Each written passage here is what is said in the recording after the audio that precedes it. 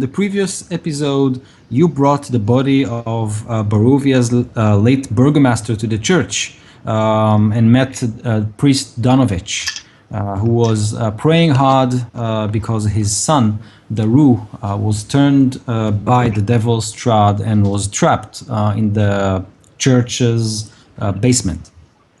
And you somehow managed to light the church on fire. And the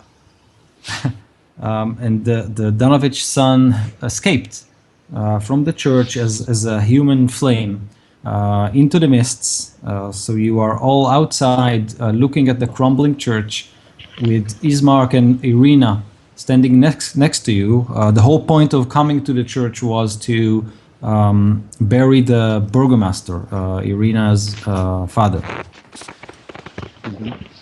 So you are now outside with Irina and Ismark there, looking at you, rather shocked. Father Donovich is on his knees weeping. My son, my church, my son. If I remember correctly, a few of us had grabbed shovels and we were starting to... Enoch and Bane were starting to dig a grave, and I believe the priest had been convinced to also actually perform the burial rites. Correct. And there was a raven sitting on a gravestone. Yeah, I was interested in that raven. Yeah. Of course, the creepy warlock wanted to look at that. Yes. Of course. I wanted to dig that hole. use my awakened mind move on it. Like, touch its mind with my mind. So again, what do you want to do? Unless anything more pressing happens, I wanted to use awakened mind on the raven and communicate telepathically. Okay, is there any role associated with this ability? Your alien knowledge gives you the ability to touch minds of other creatures. Like, you can communicate telepathically with any creature within 30 feet of you. They just need to understand the language. We can understand each other. Okay. So when you concentrate on on the raven's form, you feel something strange. You immediately understand that this raven is much more intelligent than the usual bird. Okay, and it says to you something like, "Follow me," and then it flutters and disappears into the night. I immediately tell everybody, even though you guys are doing stuff, we need to follow that raven. At this point, Enoch, you all finished with digging the grave, and you notice that Donovich is kneeling in front of the grave. Ismark and Irina laid the corpse inside, and you hear Donovich, doing the last rites, but he's fumbling with it. He's mumbling. He's losing his words. He's not he's not following the ritual. It's kind of an ancient version of the rituals you are aware of and but he's making a mess of it. Okay, is he standing or kneeling? Kneeling. Okay, I'm just gonna go and kneel down beside him, and I'll put my hand on his shoulder, just not menacingly or anything like that, and I'll just kind of calmly and patiently walk him through it. Just let him follow me. Oh, yes, thank you. With the lights, blessing with all of us, and it will lay the... Oh, it's so difficult. I'll just speak over him at a similar cadence to try and kind of hide that he's fumbling through it. So that trying to you join with him and you kind of hide the fact that he's stumbling, and then he looks at you and says, "Yes, it's so difficult with all the wolves staring at me." I look. Do I see any wolves?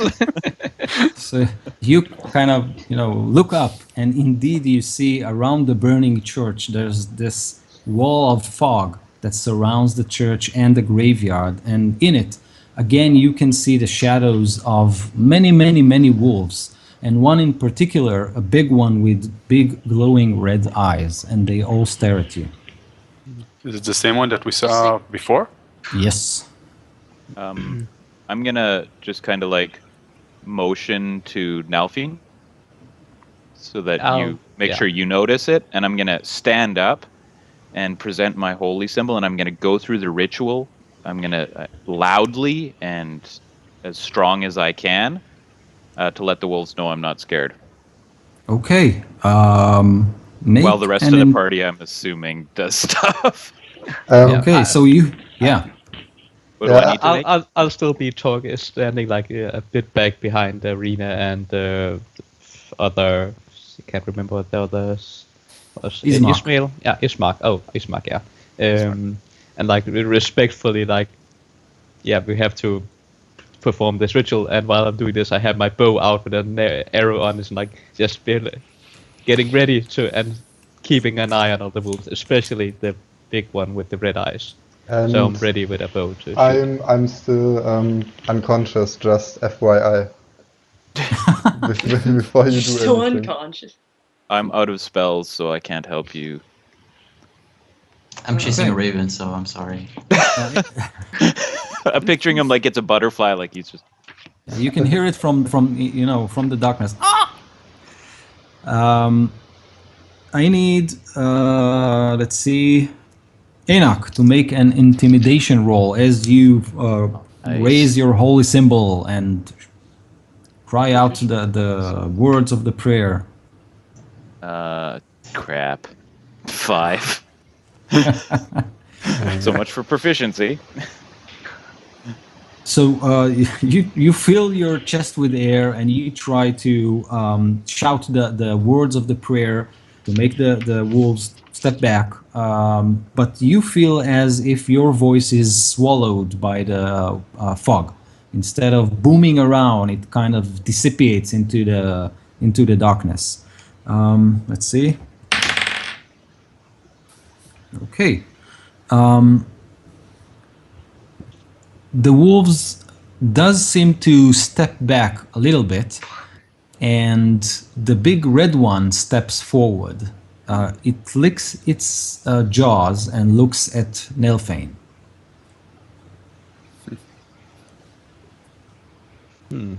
Hey man, I think that guy wants to eat you. He didn't try to eat me last time. I'm just keeping calm and not moving, but still just tight, maybe just a bit tighter grip on the bow, and still with the arrow, like all ready to just pull back the string and shoot at it. So you're getting ready to shoot at it? No. It's I have it down by side, but with an arrow on it and holding on the shaft and the string with the other hand. Okay. But down by the side. Great. So after a few tense moments, the wolves step back, disappear. The giant wolf looks at you, sits on its backside, and you can see that it almost smiles.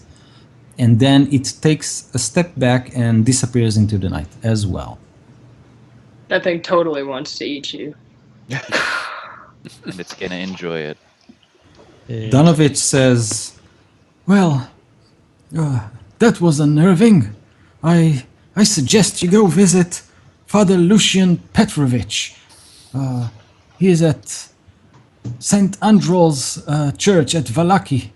He'll know more about things like this. He can probably help you. And you, Arena, my daughter. You should all head there. This place isn't safe anymore." Have you seen this? Have you seen this big wolf before? Did this wolf come here before? I didn't see him personally, but Daru told me about the devil who had big red eyes.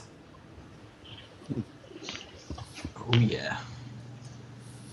And I'm the gonna- arena says, yes, No, go ahead. I believe this one led several attacks against my father's mansion. Do I know anything about vampires being able to turn into big wolves? I do have a specialty in undead, so. Yeah, you do know that they can change form, but to which forms you're not really sure. You've heard of bats and turning into mists and stuff, but you're not sure about wolves. Okay. I want to look at Gary and see what he's doing. Is he chasing a raven into the forest here? Gary, what are you doing? If the raven keeps flying away, and I see that I'm getting farther away from the rest of the PCs, I'm gonna like maybe take a look back and like give one final shout to everybody to like follow me and to follow me basically. Okay, I'm following you. Okay. What's their name? Irina and sorry, what's his name? Ismark. They're there. What are we going to do about them? Are we going to bring them into the forest with us? Ismark says that his goal is to take Irina to Vallaki. He believes that that city will be safe from the devil, far from the devil. I know we came here to expedite this mission, but can you spare a few moments to let us investigate this raven? I think it might be related. And Ismark says, yes, of course, ravens are a good omen. We should look into it if you think it will be helpful for us. Yeah, perhaps you should follow along with us if the wolves do decide to come back. Yep. Oh yes, of course. And you can hear Irina. She says she actually. Ismark was holding her hand. She leaves his hand and she approaches Enoch and says, "Yes, I'll follow you." All right, let's go. I'll follow Gary. Okay, Gary, I need you to make a perception roll Okay. as you all head out from the village. Do you guys let me lie there or? Oh yeah. Oh right. Well, So we maybe can it has been assume- a while. We can so assume we you're had up. a short rest, so Okay. yeah, I believe you can jump. So how up. many Oh hit yeah, dice you can can we get spend hit on a point short back on rest? as many as you want. Or As many as I many want? of you have. Yeah. I'll do that, and I'll spend both. I need my full hit point back. I will spend one.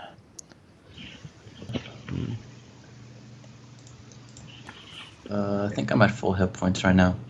I got an 11 on my perception, by the way. What? How much was that on your perception? 11. 11. Okay. So you believe you spot the raven as it flutters west, which actually is the way out of the village, according to Ismark. Oh, okay. How far away, I ask him, is Vallaki?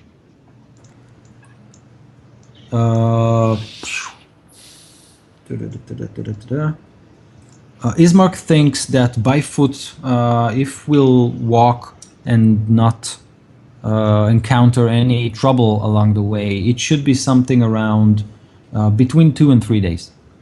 And is it west or east? West. Oh, okay, so Ismark we're going. knows. Yeah, Ismark knows of a forest that lies to the west. The forest should cross a river called Ivlis, and after that, it's basically hills that lead to Vallaki. There should be another forest. The forest. We've lost your sound. Oh, Ismark suggests to make as much distance through the forest when the day is up, and at night find shelter or just stay put. Well, it's a little bit hard to differentiate night and day here because there is no sun. During the day, it's only a haze of lightning, nothing. You don't see the sun in the sky, just boiling clouds. But you get the sense when it's night and when it's day, so should be Should be okay. Okay. Oh, sorry. By the way, everybody, how does my voice sound? Am I like too robotic because of my connection? It's a little bad. It's a little Not bit. terrible. Okay. Yeah. But it's not too bad for me at least. No, I can hear you pretty Okay. well. Okay. Um, okay, so you head west. Gary, you follow the raven. You can spot its shape in the night sky. Sometimes you lose it, sometimes you see it, but whenever you lose it for too long, it cries, and then you can hear him and basically follow him. But after you leave town, you leave that sorry, miserable place behind. All you have is this old road that meanders through a valley, and then you can see the wall of the forest in front of you. You can see the raven flies into the forest and then disappears. At that point, Irina, she approaches Enoch, and she says, "You have to be very brave to help me, a stranger, through all this evil." I don't think bravery has anything to do with it. It's more of a strong sense of duty. She looks at you and she says, "Can I?" And then she stops. And then she looks at you again and says, "Do you mind if I?" And then she stops again. You can speak freely. Ask me anything. And you can see that even though she's very, very pale, you can see two spots of redness on her Oh, cheeks. And she says, "We are not used to seeing people of your kind here." As if she's trying to get an explanation.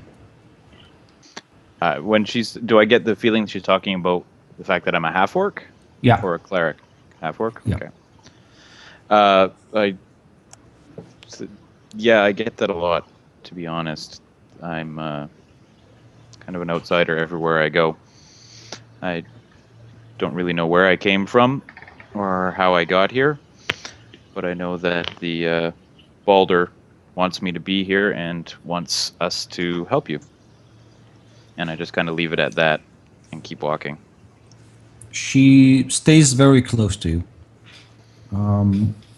Ismark approaches Nelfane, and he says in a low voice, "Now that you're into the forest, you can see those skeleton of trees around you. The foliage is very thick, so you can't really see the sky. But when you see it, all you can see is, the black clouds above you.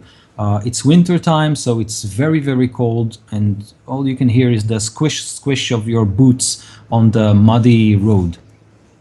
And Ismark tells you, "Nelfine, you seem to be at ease in this forest.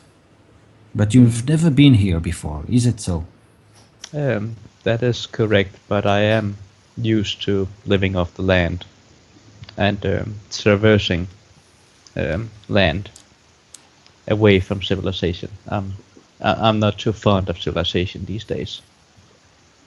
Ismark says, in Barovia, people who wander in the forest after dark usually do not return. How is it in your place? How is it that you live in the forest and survive? You must be very capable. I am indeed somewhat capable, at least, and it is also very dangerous where I come from. But I have trained for a long time to learn how to survive in the wilderness and any possible dangers also. And when to run and when to engage is also something I have learned. At least I thought I had. thinking back to this vampire spawn. I do have a weakness for trying to destroy the unliving. Here, So, here. Yeah. Sometime my bravery gets the best of me. He's about to say something. Sorry? I was just laughing at sometimes. Oh. He was about to say something, and then he points, look, the river. And you can see that the road is basically going parallel to this river that flows as clear as a blue winter sky. But above you, there is nothing blue. It's around 50 feet wide, and the road kind of walks parallel to it for a mile or so. And you basically walk around it, and then you turn away from the river and leave it behind you as you start to climb. The road start to climb, still inside the forest. So all you can see behind you is the river as you make way deeper into the forest.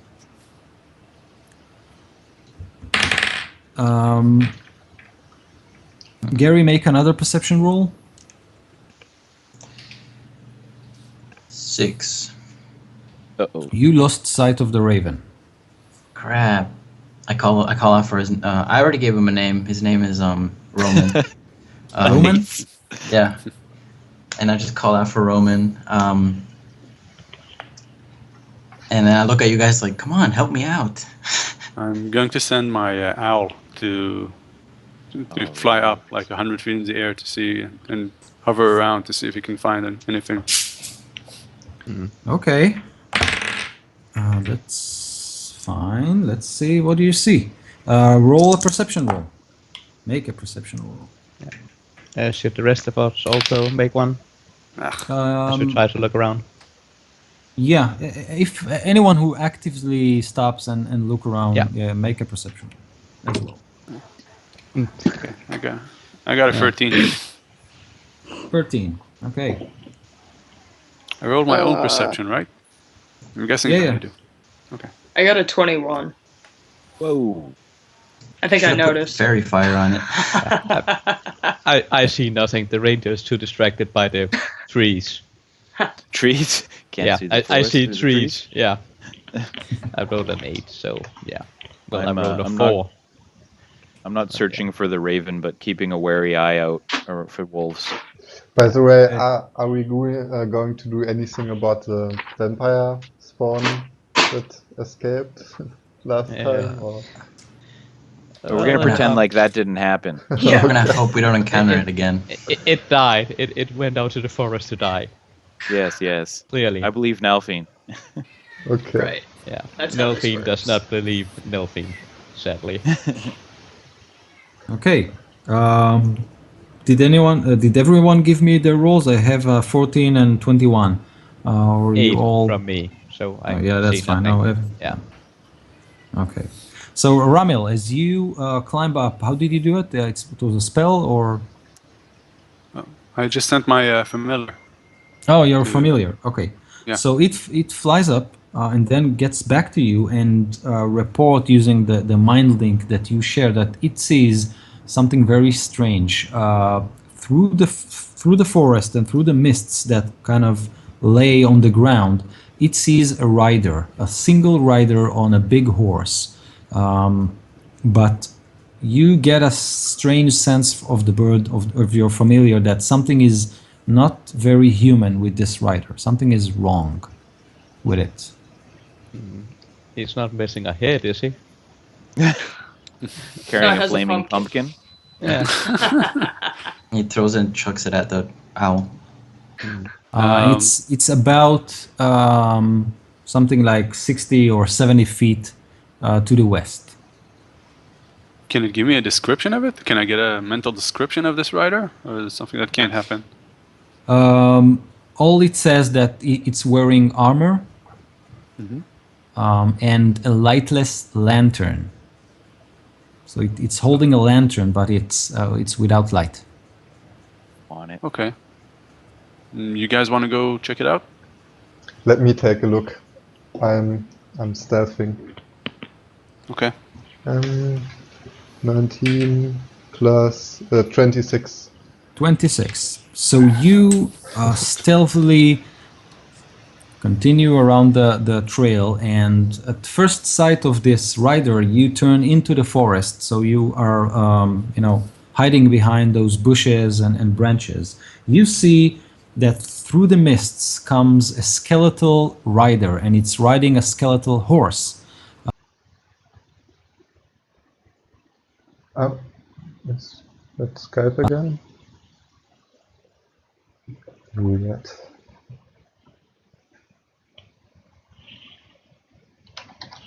The same thing happened last time. I don't know how or why.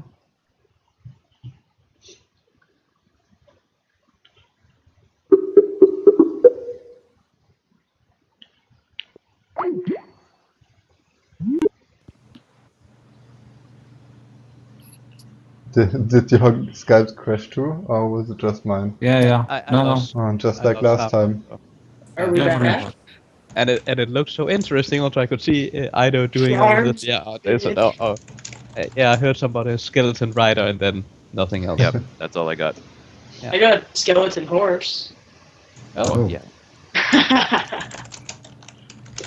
Seems to have we have this very cool ability to drop the call when it's the most. Yeah. On the plus side, you sound much better right now. Yeah, and there's Right. just background noise right now also. Oh, There me? was Looks better. Yeah. Oh, There was some background noise earlier from someone. okay. Oh, Emiliano went Emiliano. AFK for a while. Yeah. A bit there. Oh really? You guys had connection problems before? I didn't have any, I think. And there was no Listen, like connection problem, we- but there was a bit of bit of an issue with a few people, and also a bit of background noise. Right. We can't see your camera, Morten. So if you wanna, yeah, Sorry. Yeah. that's Yeah. fine. I hadn't noticed that. Okay. Cool. Emiliano, are you there? Nope, we AFK. can't see him. Yeah. Oh. It seems to be coming back now. Sneaking Maybe. around in the background, though. Yeah. That's not creepy at all. We're back. Okay, so you were seeing, not you, Vocero was seeing that through the mist there was a skeletal rider wearing a skeletal horse. The rider is wearing a ruined metal armor, holding a giant sword and a lightless lantern. It looks as if it's searching for something, but no light comes out of the lantern. Vocero, what do you do? I don't think it would be safe to do anything at this point. Wait, let me think. Panic and run away. So it's walking toward your other party member. So if you just let it walk, the party will meet him. So Okay, unless you want, and if I go back, would I be fast enough to be back before the rider? yeah. Okay, I would be.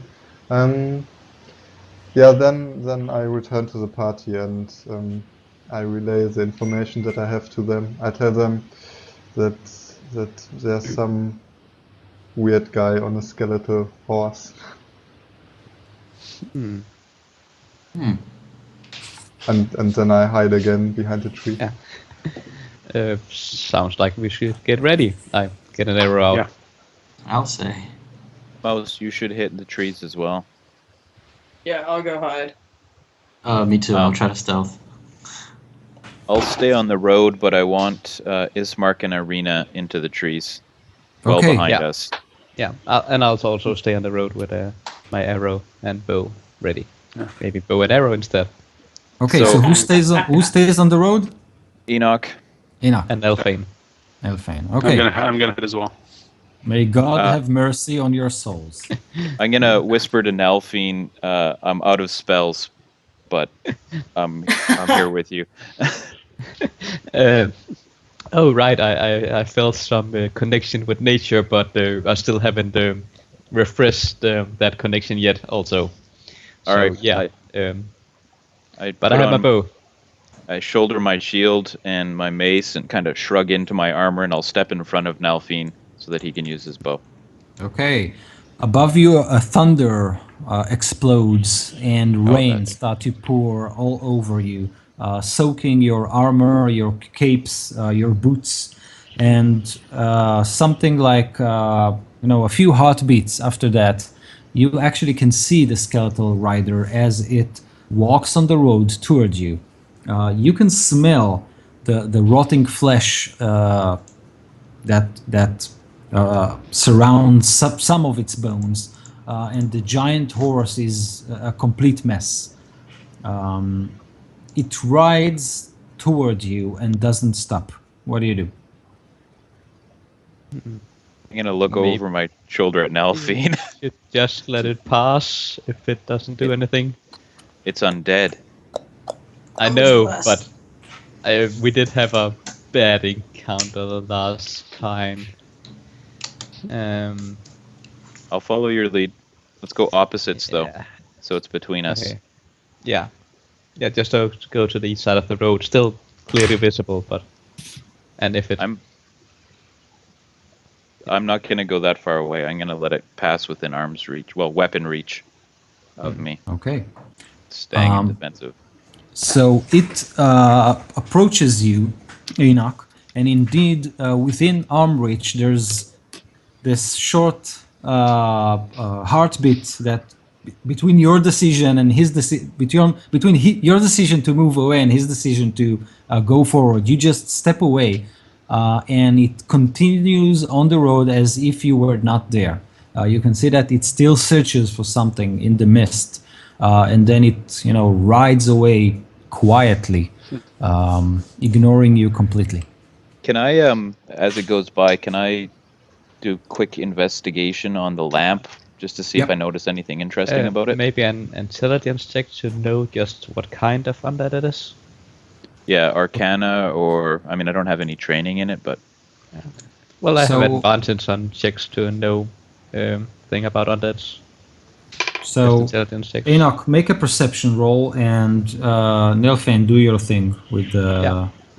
Got a I 17. got a 16 on my perception. Okay. So, Enoch, what you see is, now that you get a second closer look, you see that the lantern is actually bearing this sculpture or carving, so to speak.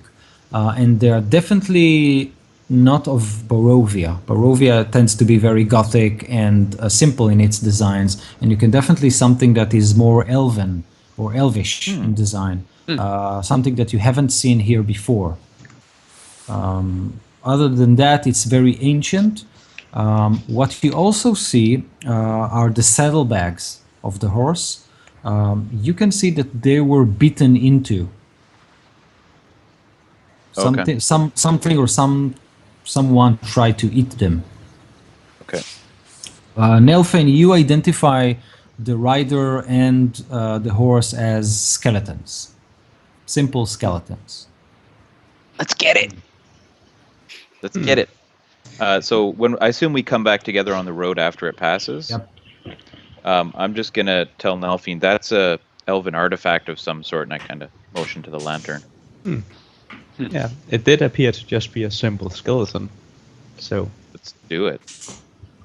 This is an opportunity for us to redeem ourselves for a previous failure. if it's still within range, I'll... Okay, okay. And if it's You're- still within range, I'll shoot my bow.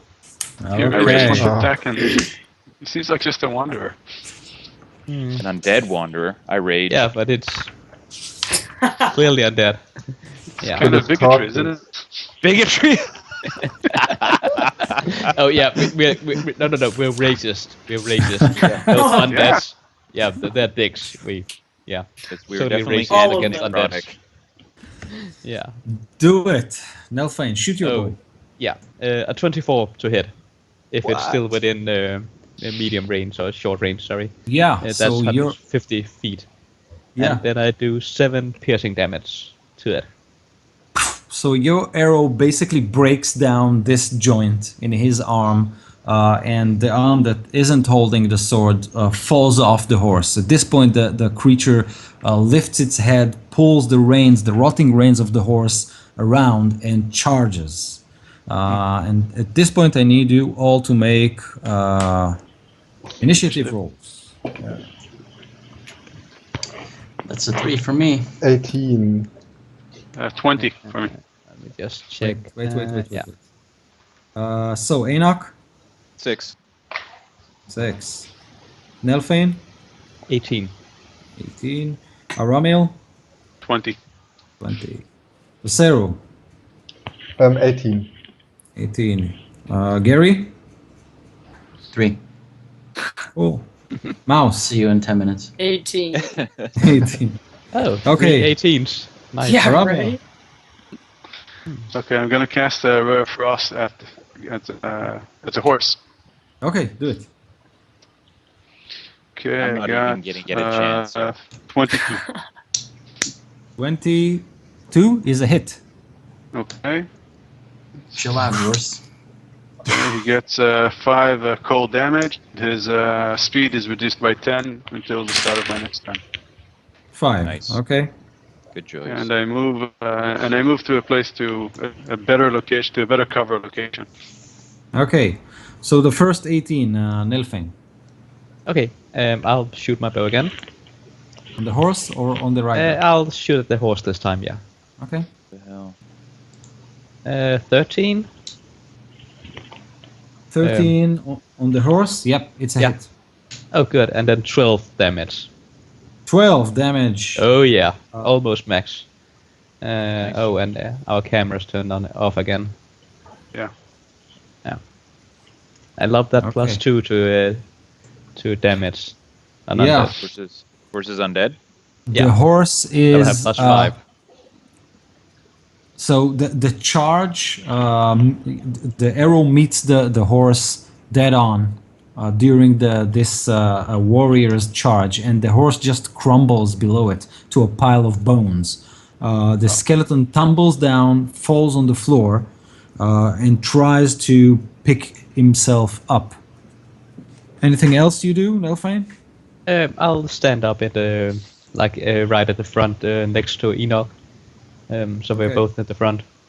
Vocero.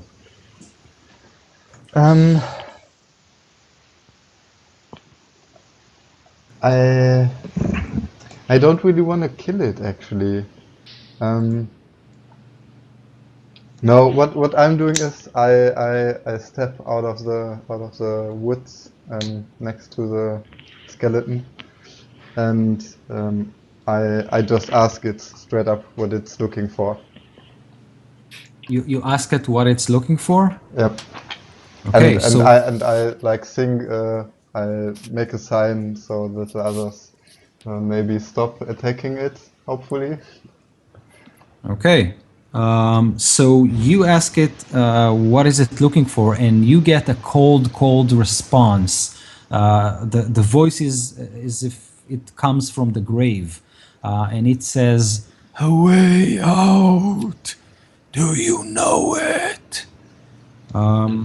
Get in line. Mouse, are you doing Yeah. something, or you're waiting to see?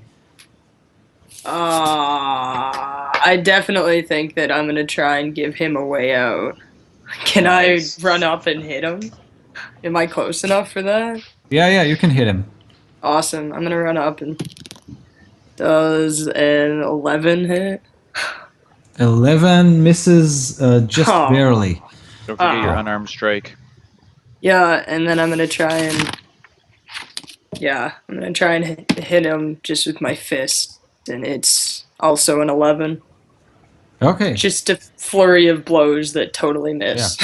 They land on its crumbling armor, sending metal pieces away. Awesome. Okay. Enoch. Mouse is up there attacking it, so I assume I can charge in and hit Yep. it with my mace. Yes. All right, and I'm raged, so I'm kind of sorry, Vesser, I'm ignoring you. Hopefully I can actually hit. Oh, you're giving him his wish, aren't you? 20. 20 hits. 1d6 plus 4. 7 damage. Bludgeoning. The head flies off its shoulder and it loses the grip on its sword and crumbles. Awesome. I'm I gonna... was gonna do that. Too slow. Grab that Huh. lantern. Okay. Vocero, the skull lands next to you, and the empty eye sockets look at you, and you can hear again this voice from the grave, and this time the voice says, "No escape," and then silence. I shoot an Eldritch Blast at a tree, like, oh, dang it, that was so fast. How do you guys do that? Does anyone else have lost Ido's camera? Yes. Yeah. Oh Yeah, we my got no god! video feed.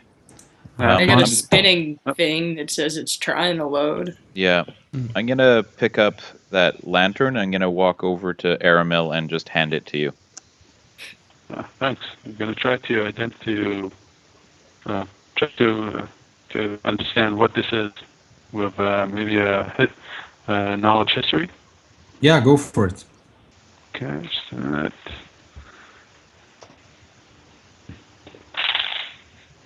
Okay, so I got.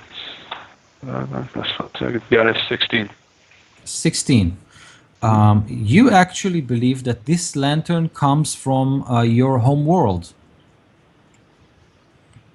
From okay. From the What is your Feywild? world? That's an excellent question.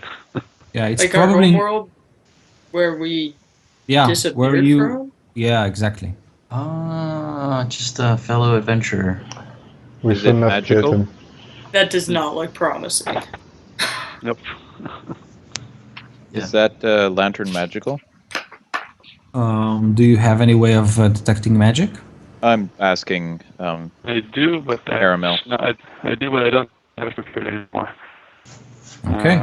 We can try it tomorrow, but I can try to do it on an Arcana check if it helps by any way. Yeah, I could try that too. You do find a name engraved in Elvish writings on the lantern. You're not sure if it's the maker or the owner, but the name goes like this: El Kellar. No, tomorrow. El Kellar. Could I Arcana check it? Yeah, sure. 22.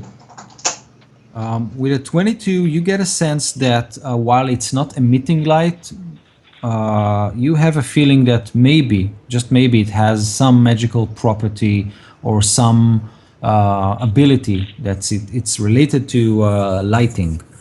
Maybe something to do with sight, maybe something to do with special sort of sight, but you're not sure. The design definitely makes it a little bit more expensive than a usual lantern, but you're not sure.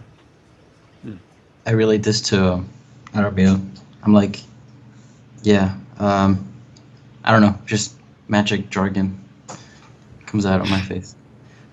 It's more So of a this hunch with an Arcana check. So Okay.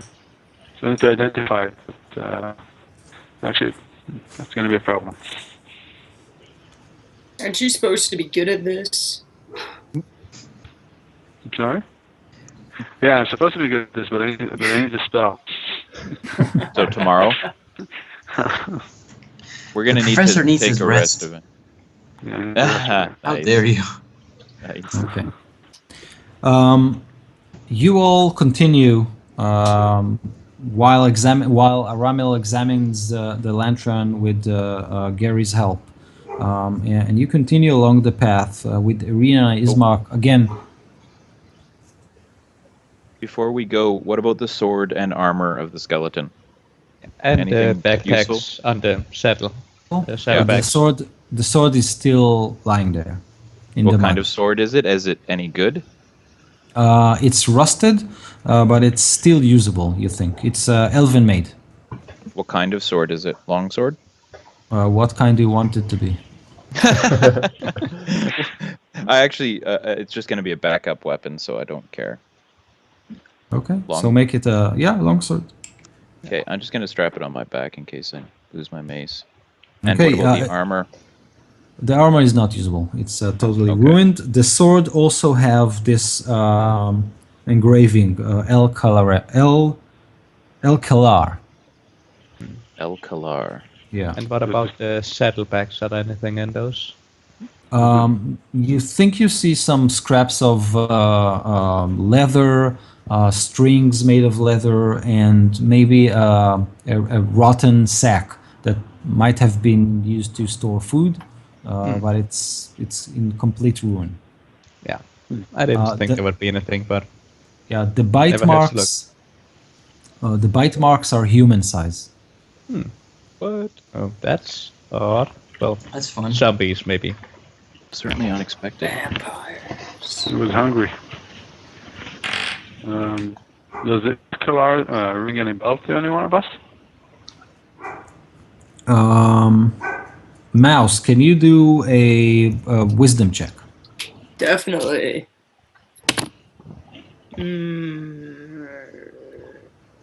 11. 11. It rings a bell, but you're not very sure. Maybe a merchant's name in the city in which you grew up in the streets, but you're not sure. Okay. I'd relay that. I've heard of it, but don't know anything other than that. So maybe it's just a mark of the one who made it. Maybe. Yeah. Well, let's continue. Or maybe rest for the night. Yeah, I would Yeah, that's a really good like idea. a rest.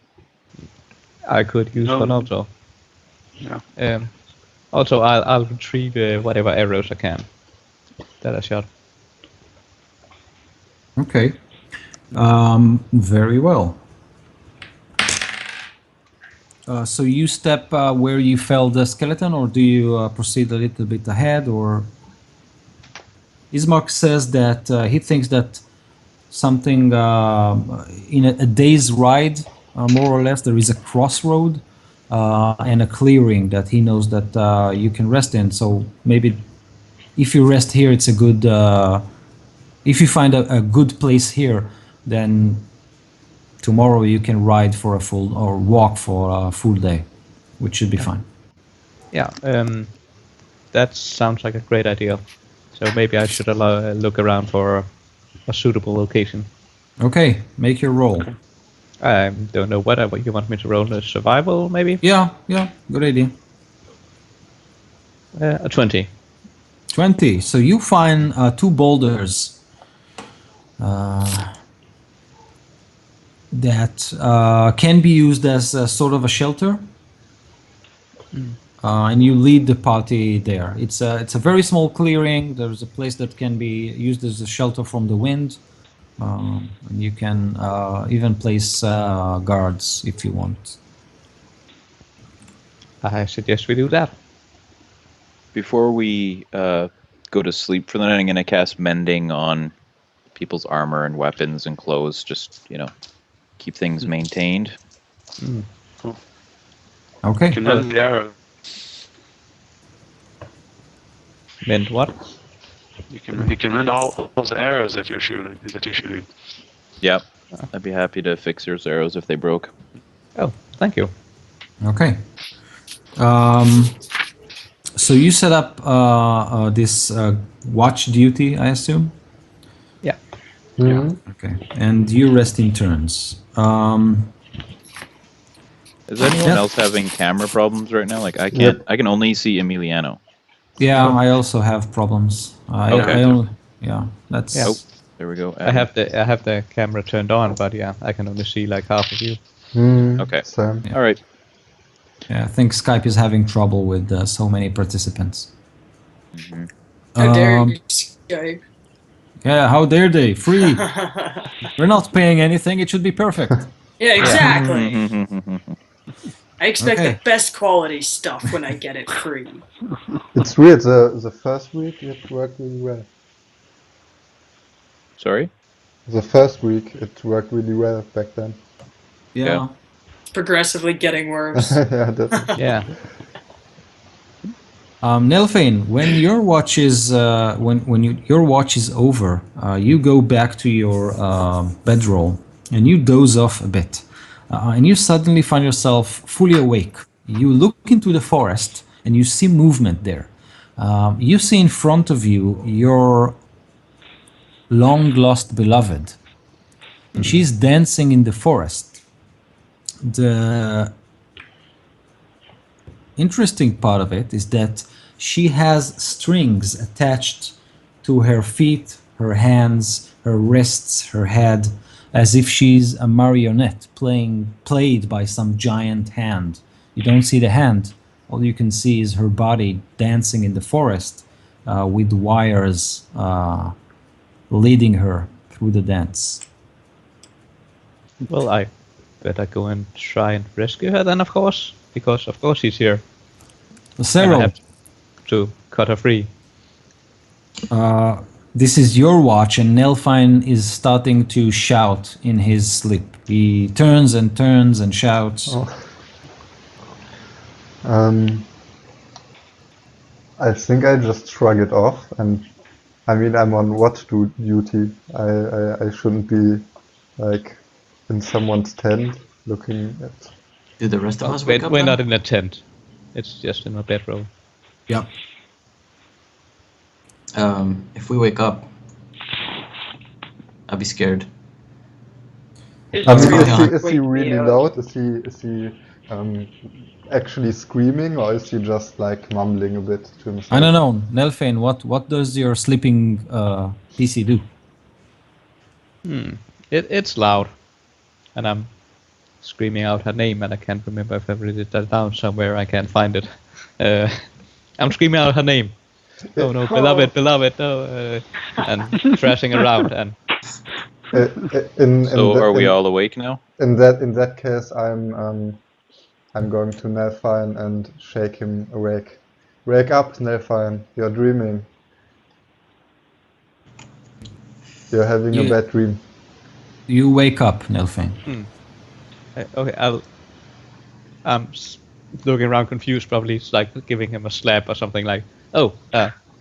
is So, that- so it, yeah, the sound Yeah. of the slap make you all wake up. So, spah, and then you all wake up. oh, I'm yeah. like, we're in the middle of the forest.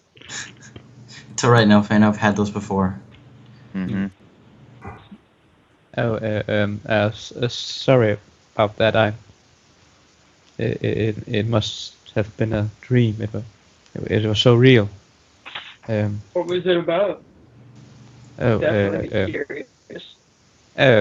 just someone I once knew.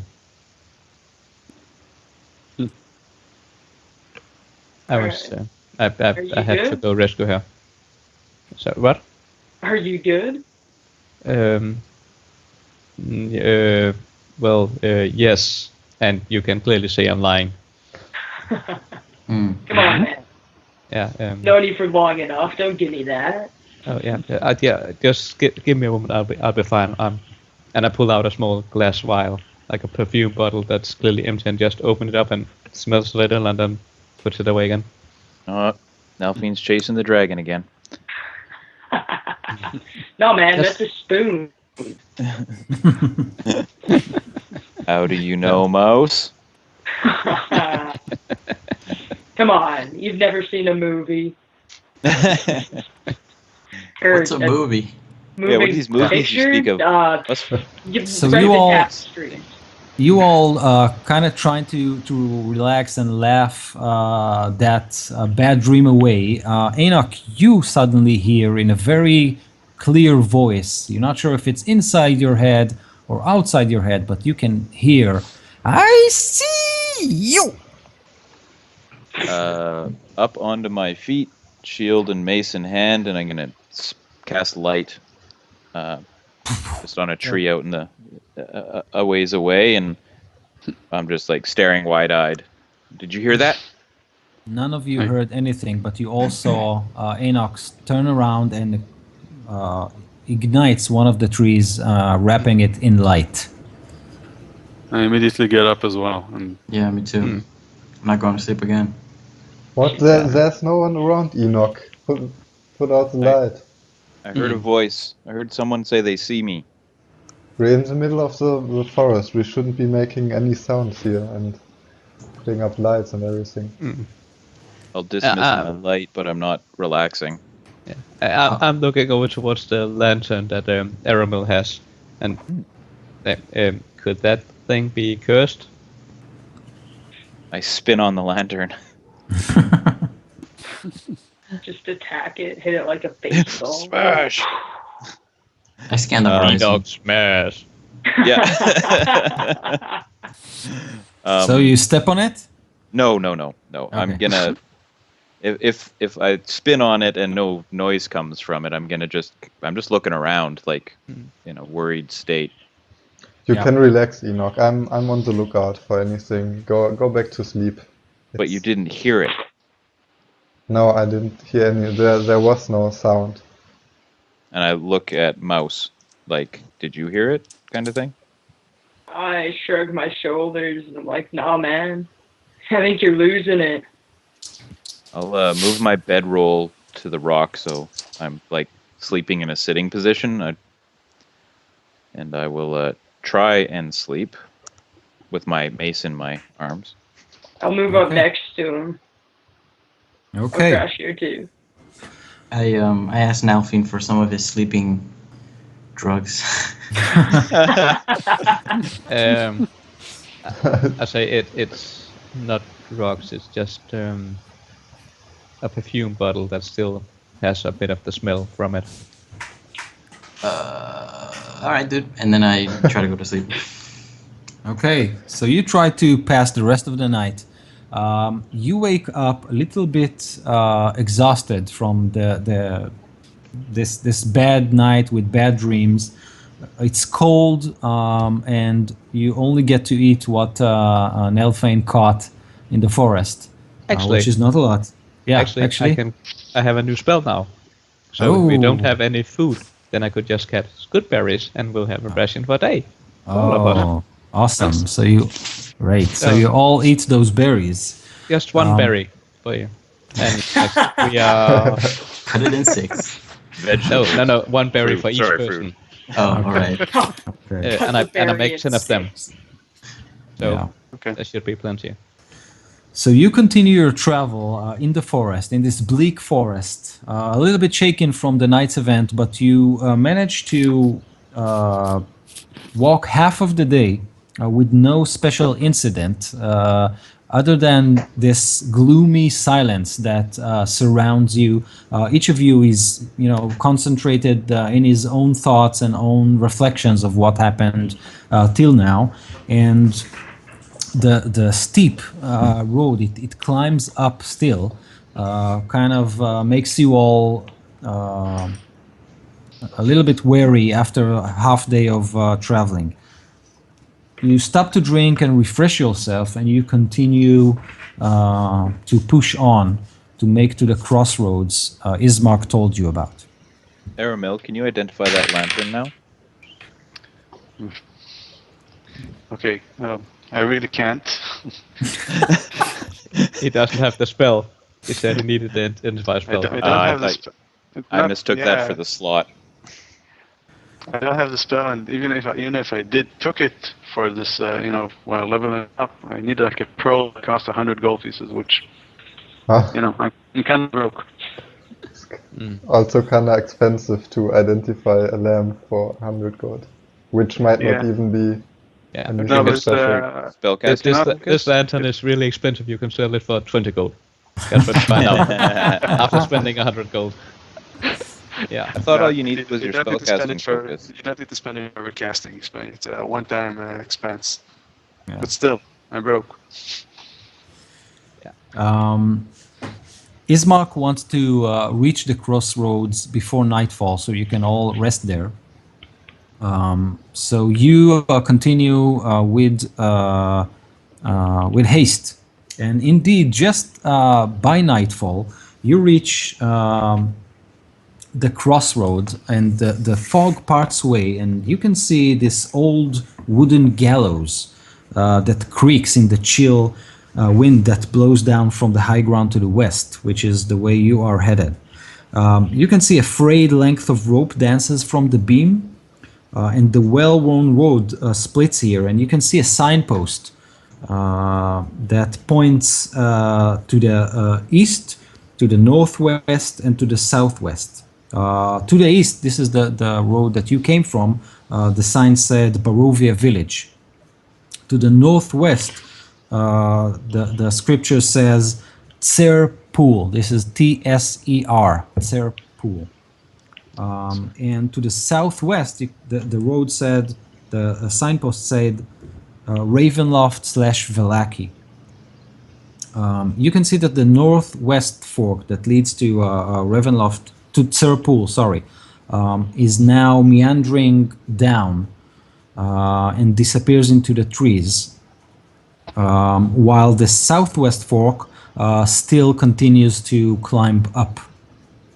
Across the gallows, you can see a low wall crumbling, and the low wall is surrounded by a small plot of graves, and they are shrouded in fog. There's this blanket of fog around the graves.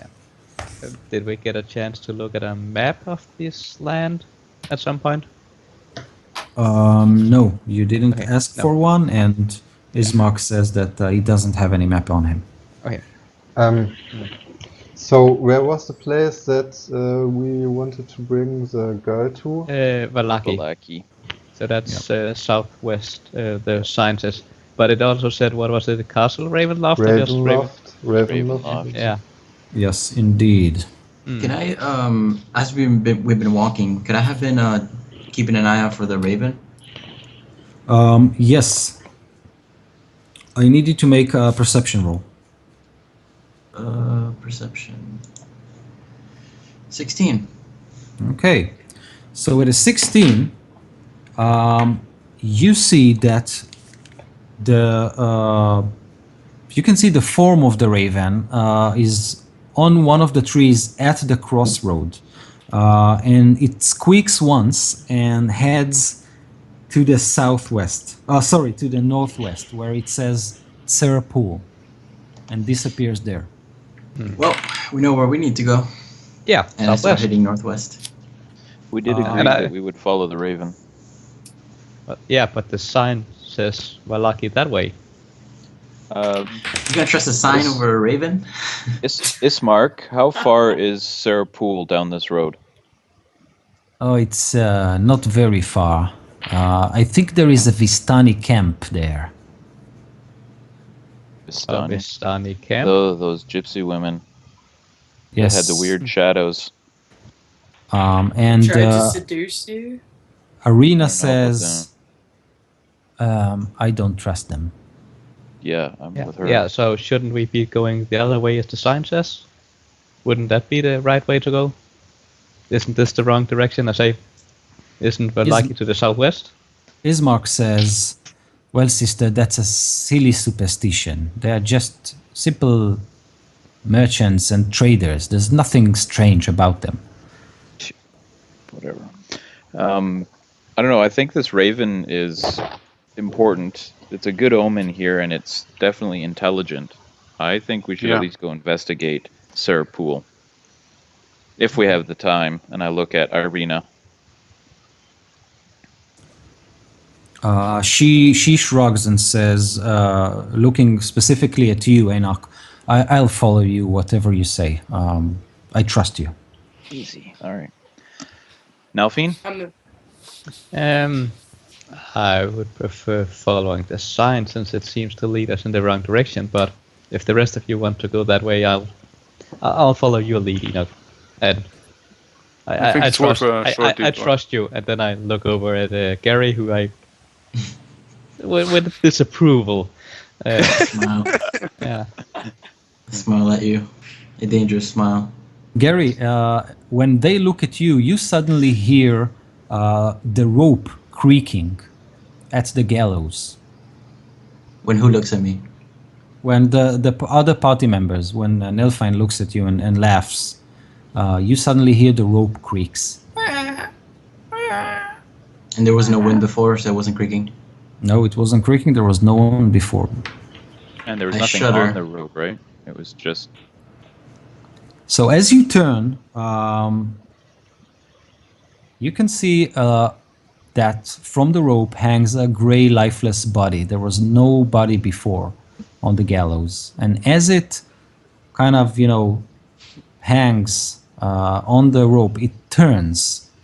So its dead eyes are fixed on you. Visero, you are shocked to see your own face. I look at the dead guy and then look at Viscero and then look at the dead guy and then look at Viscero. Yeah. It Do is we Viscero all up of there. us? Oh.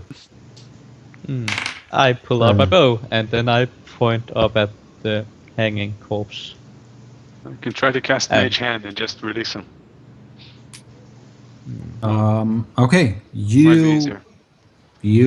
mumble your spell incantation and sends the mage hand. As soon as it touches the body, it dissolves into ash, and it does so from the feet up. So, Viscero, you get a very hard, long look at your own body hanging on a gallows and then dissolves. That's eerie. I look around. Who did that? It looks like the rest of the group saw the same two, thing. right? Yep. Yeah. It's not nice. So I know it's Halloween and all, but Yeah. this is we're screwed here. I approach Ismark and Irina and ask them, is it normal for us to have strange vision in this land? Do you also have eerie visions? Irina is wide-eyed, and she says, I've never seen anything like it. I'm sorry for your friend, but it doesn't... it's not a good omen. And she looks at Viscero. I wanna look around to see if there is anyone who would maybe have cast an illusion or something like that.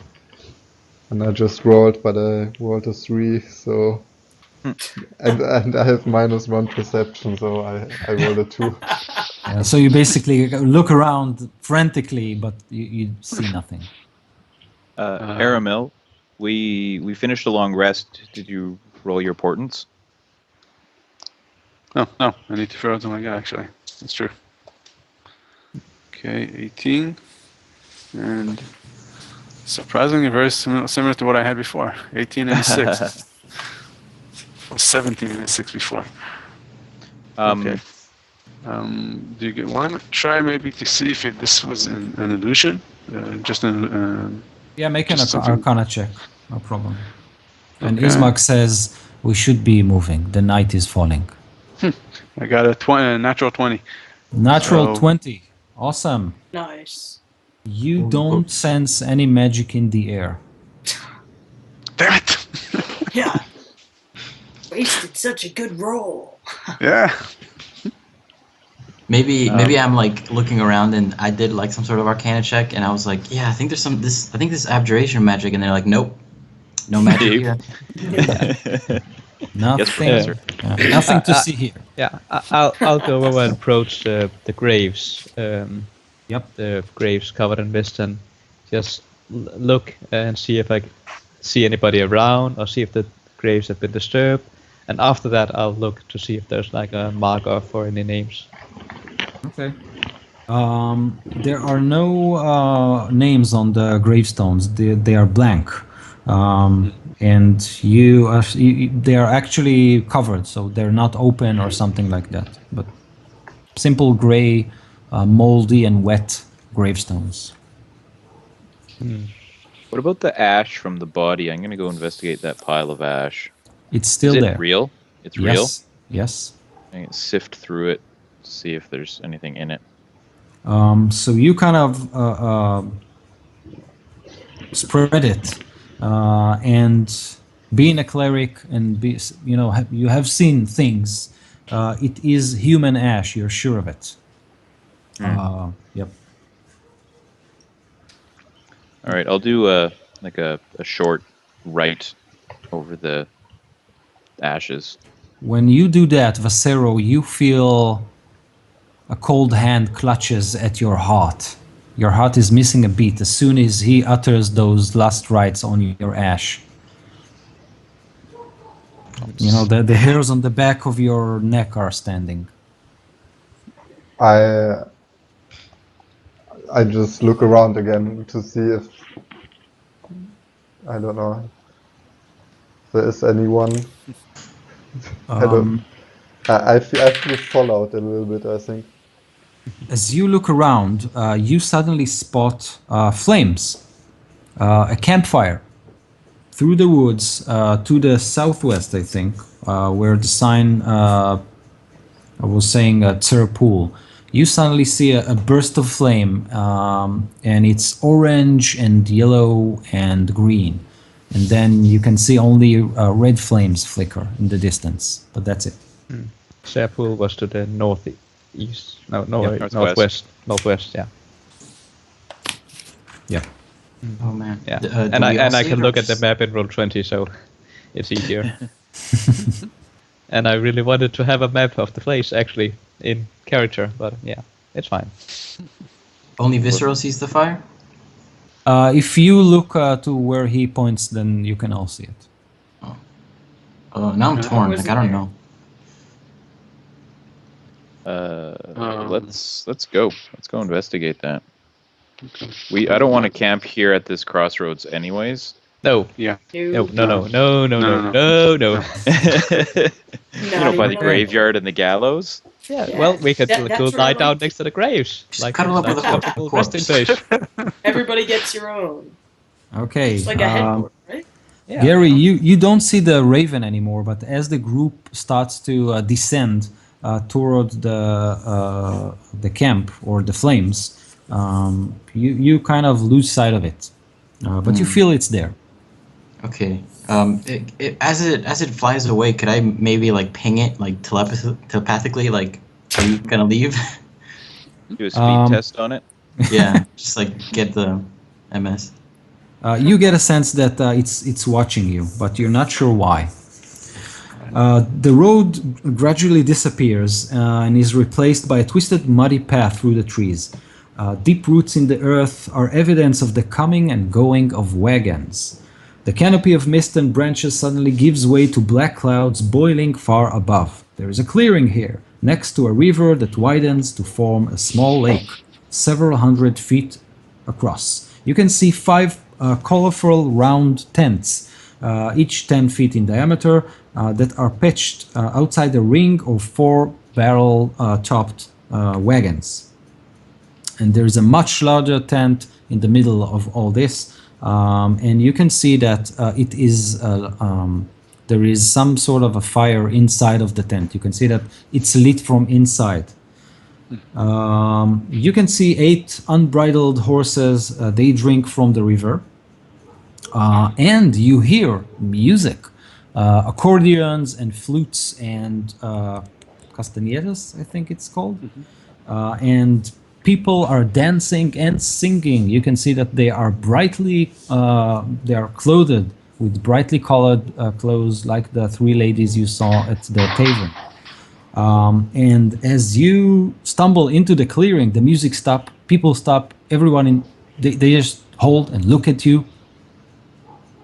And then one of them looks at you and says, "You, come on and join us. Come on, we have drinks, we have food, we have fire. Come and party with us. Come on, come on, come all." I joined the party. I have to resist. I look at Ismark and Irina. What are they doing?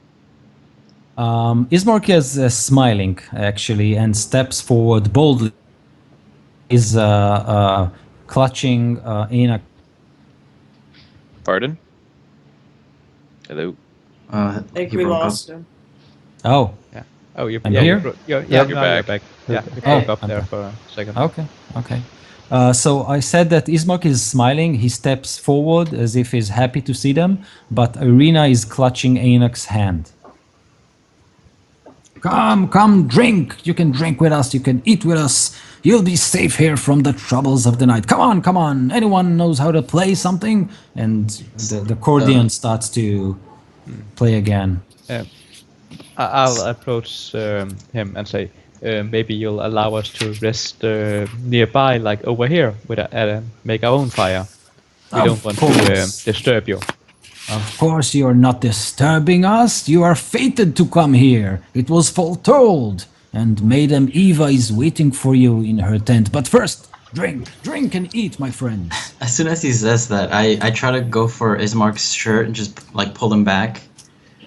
Because like in all this gloom, seeing this, it's just like the contrast is too real. Like I don't trust it. So You can I'm see with you. around that small campfire, you can see 6 people.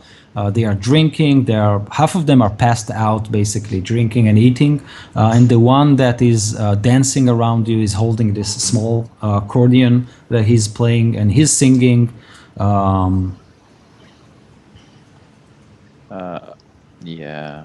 I'm gonna Is he follow gone? Nelphine over to where he's setting up. I'll drop my bags. And, I'll drop my bags, but I'm gonna go mangle. Yeah, that's what I was hoping you would say. Let me know what you find. Oh, most definitely. I go with you because I'm just too curious. Like I'm very wary, but I'm curious. Okay. Arcana Before I- checking everything I see. Yeah. Before I leave, when I drop my pack, I definitely turn to Enoch and go, "You staying with your new girlfriend?" She's not my girlfriend. She's not my girlfriend. We haven't even kissed. Uh huh. Yeah. All right. I look hurt. You when, look hurt. when everyone's dropping their bags, I wait a little bit until they're gone, and I take the ropes out of everyone's backpacks and burn them. Fuck. What? Burn them? Burn the ropes. Yes, I give you inspiration for that. That's fucking amazing. Yeah, that's Okay. actually While wonderful. we are That was- watching at this camp, we didn't all go over to these gypsies. Well, maybe you think he just has like I don't know. He's starting a regular fire. Yeah, I stayed back with Arena, and who else stayed back? And Nelphine is also staying Nelphine? back. Yeah. Yeah, I'll let you burn the rope, though. That's fine. Whatever Oh, helps okay. you sleep, man. Was that rope from something? I guess I'll better cut loose my rope here. 50 feet of hempen rope gone. Yeah. Well, I'll say I'll ask you if it's like, or are you trying to like steal it from a backpack when we don't notice it? That was my plan. Yes, I mean, Yeah. Oh yeah. Yeah. Yeah, steal yeah. it. Well, I'm clearly watching the gypsies, so you can do that if you just want Okay. to steal it from me. Yeah, that's fine. Okay, the gypsies, one of them, the one that holds the accordion, puts it aside or throws it at one of his friends who start mushing it again. And he picks up from the fire those, how do you say, spit roasts with meat on them. And he goes to you with flasks of wine. Come, come, drink with us, eat with us. You'll feel much better after that. And he takes a bite from the meat and good, good, it's horse. And then he approaches you and said, don't let the horse know I told you. Yeah. I'll take a bite Yeah. of that. Rack. You start to eat and immediately indeed you feel better. The fire here is bright and it kind of pushes the fog outside and keeps it out. The people seem to be very happy and they look at you and they smile. At some point, Mouse, you are wandering around, right? Yep. So I'm with him. okay, so You're you with me? two Cool. you two wander around, and from the big tent, as you walk around the opening, you can see a very old woman. She kind of uses this, stick to flap the side of the tent, and she looks at you and says, "Oh, Mouse, it's been a long time since I've seen you here. Please, come inside. You can Uh, bring your friend with you. You know this we've met person? before. I saw you when you were a baby, when they took you away from here. I'll enter that tent, but I am very confused. I don't Yes. even know if I enter. I think before I enter, I look behind the old woman to see what's behind the tent. Like, So you can see behind the tent or inside the tent? inside the tent behind her. Oh. So you can see that magical flames dance on this small table with a crystal ball on it. And they cast this reddish glow over the interior of the tent. You can see that the table is covered with black velvet. The crystal ball is on it. And you can see kind of lightning flash inside the ball. And next to the ball, you can see this crone. It's a very, very, very old woman. And she looks at you and Mouse and she says, "Oh, finally you arrived. How are you, Gary? How's this? Finally. How's your studies? Making They've been progress?" a bit slow. But this is not an exam right now, is it? I'm thinking about like a step closer to the exit. Start sweating. And she says, "Mouse, where is that brute of a half-orc that always stands around you? I don't see him here. Is he around?" He's around. Can I do an insight check on this definitely evil thing? Yep. Definitely evil. And You're not biased at all. And she says, "Mouse, you should probably call them all in.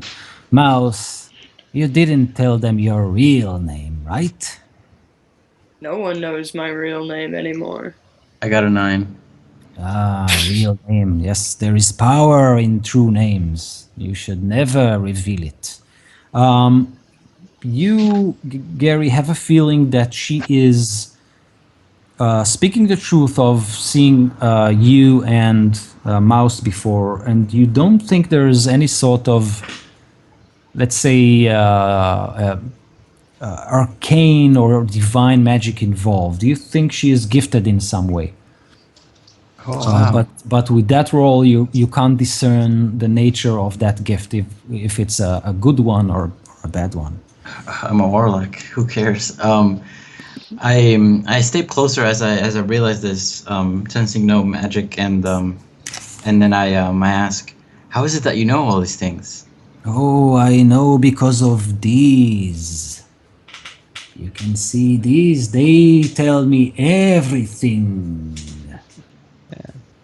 Sadly, the picture quality is really bad, so can't really see what pictures were on the cards. But I'm guessing it's tarot cards. Exactly. And she says, "Come, you should all know your fortunes now that you have stepped into the land of Strahd von Zerovich."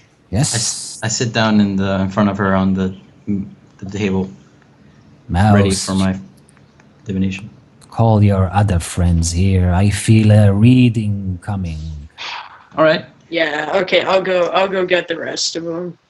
I run out excitedly Oh, you run out excitedly. to get him. Well, if it's just Mouse coming along to ask, I'll come reluctantly. Well, and I'm gonna if start Gary off is coming along really excited, then I'm really, really reluctant to come along.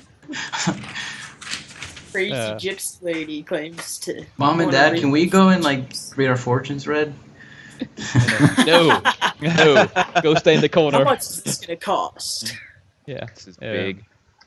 Okay. and as we pass through the camp to get into that, I'm looking at some of the bottles they're drinking, just licking my lips, and then quickly looking away. No drink. I'll see you doing that and run over and grab one of them and come back. I'm not sharing. I'm just getting my own. Little bastard. I'm not going Okay. to eat or drink anything that they provided. We're still sustained by the good berry, and Yeah. I will Yeah. resist that. Yeah. I also want to point out that I'm only going to let Arena hold my hand in as much as it's a fear-based response from her. As soon as I feel like it's beyond that, I'm It is I'm not way too down late with for that. that, friend. Yeah. Her I'm not vampiric down with grip that. just rips your arm off. Yeah. And she beats me to Okay. death with bloody stump of an arm. Yes. But I will tell her that I'm going to follow my brother. She can come with us, or she can stay here by the bags. And She this old says lady. she'll stay with the Vistani and her brother. Good. And I will go in, and I will follow Mouse and Gary. Okay. I follow too. She claims to see this Enoch, before. when you come, she says, "Ah, now I see the shadow of Mouse. Yes, big you are. Yes, strong you are. Yes, but will I you?" cast Detect Evil. Okay. Do I recognize this person at all? No, no, you haven't seen her before. But let me Yep. see if I can manage this. So I'll know if there's an aberration, celestial, elemental, fey, fiend, or undead within 30 feet. Let me try and see if you manage to.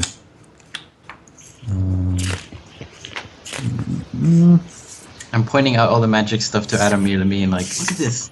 Yeah. Have you ever even So seen this? you feel no evil emanating from her, and you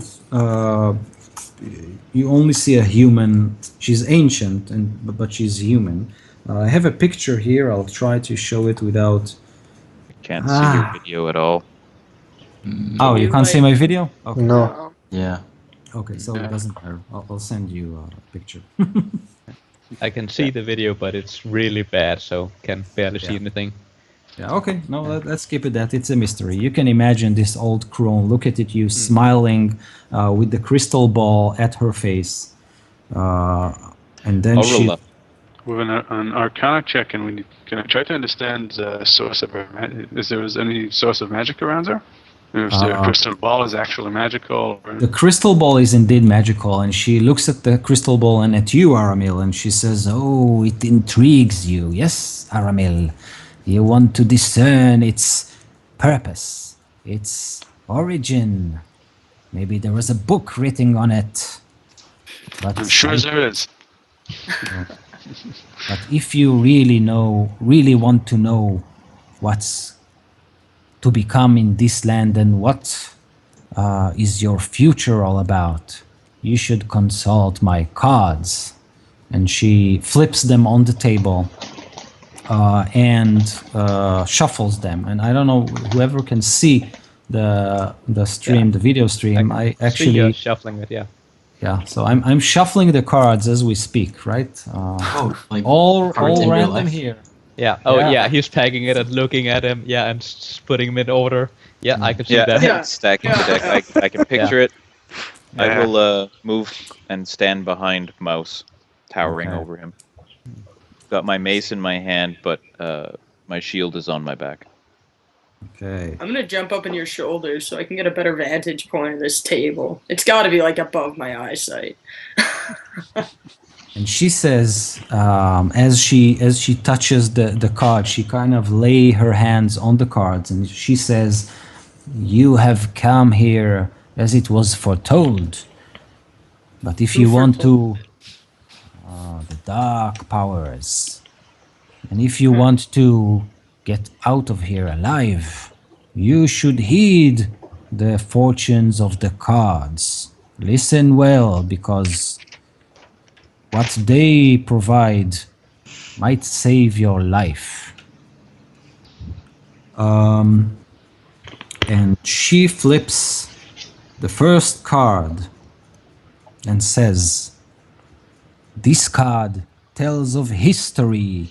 Knowledge of the ancient will help you better understand your enemy." And she shows you this card. I don't know if you can actually see it. And Barely. Nope. Barely, yeah. So it's a 5 of stars, and the name of it on it is Elementalist. Let's see what it says.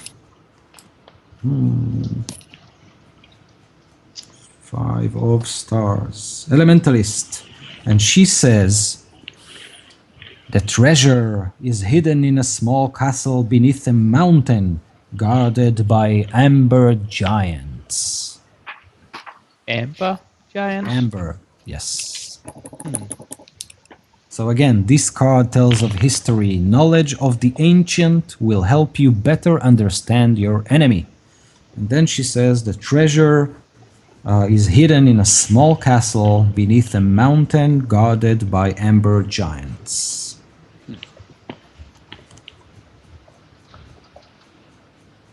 Okay. Yeah. So let me just write it down. Okay. She flips the second card. And she says, "Oh." And she shows you this one, which depicts a merchant. And it's a 4 of coins.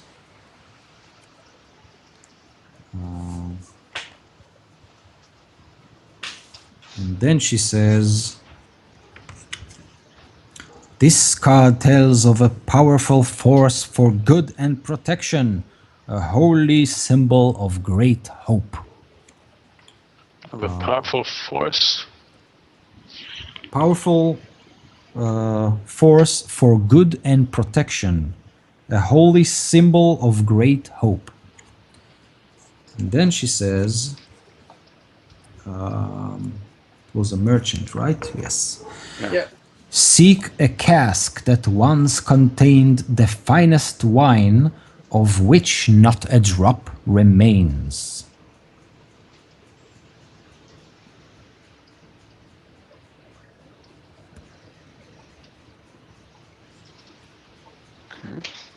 Okay.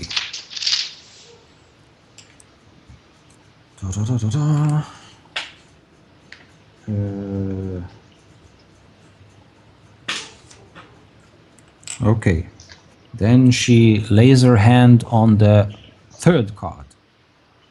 And she says, "This is a card of power and strength. It tells of a weapon of vengeance, a sword of light." And she flips the card that depicts the transmuter.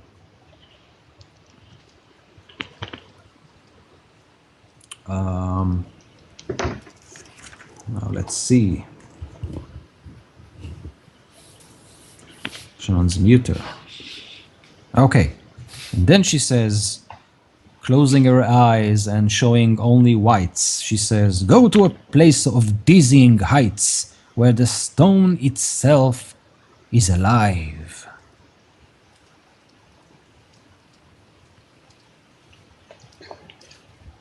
This is where you'll find this weapon.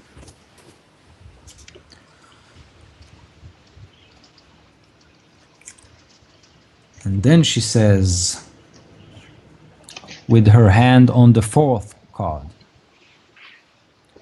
she says, "This card sheds lights on one who will help you greatly in the battle against darkness."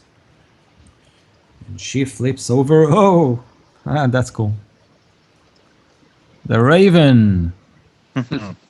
Nice. Right. That's cool. And then she says, wait.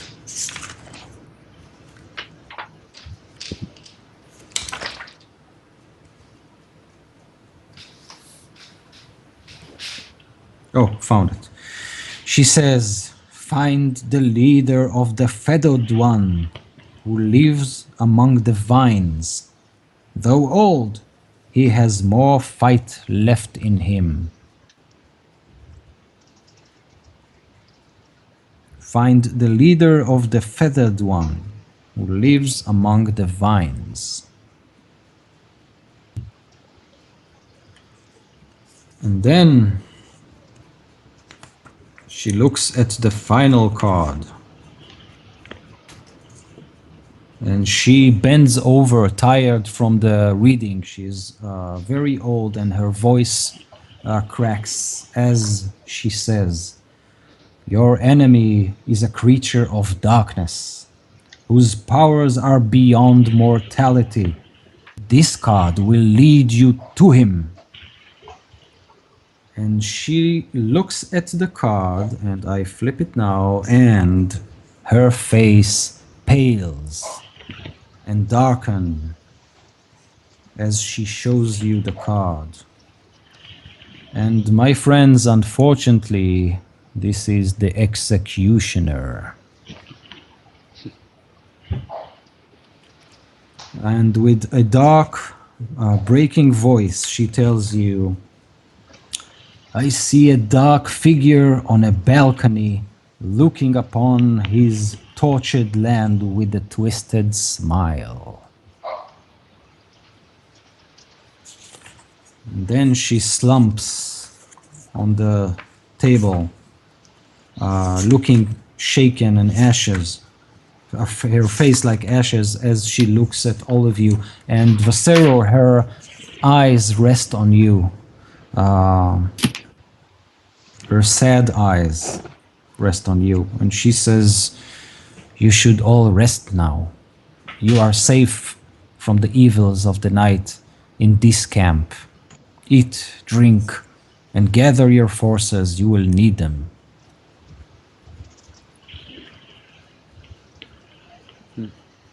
I am speechless. Yeah, that was crazy. How long have you been watching us? And she says, "I am not the only one who is watching you." How many others? You know who is watching you. The Raven. No, it's very Executioner. famous. No, the wolf. There's that. Yeah, the devil. Why us?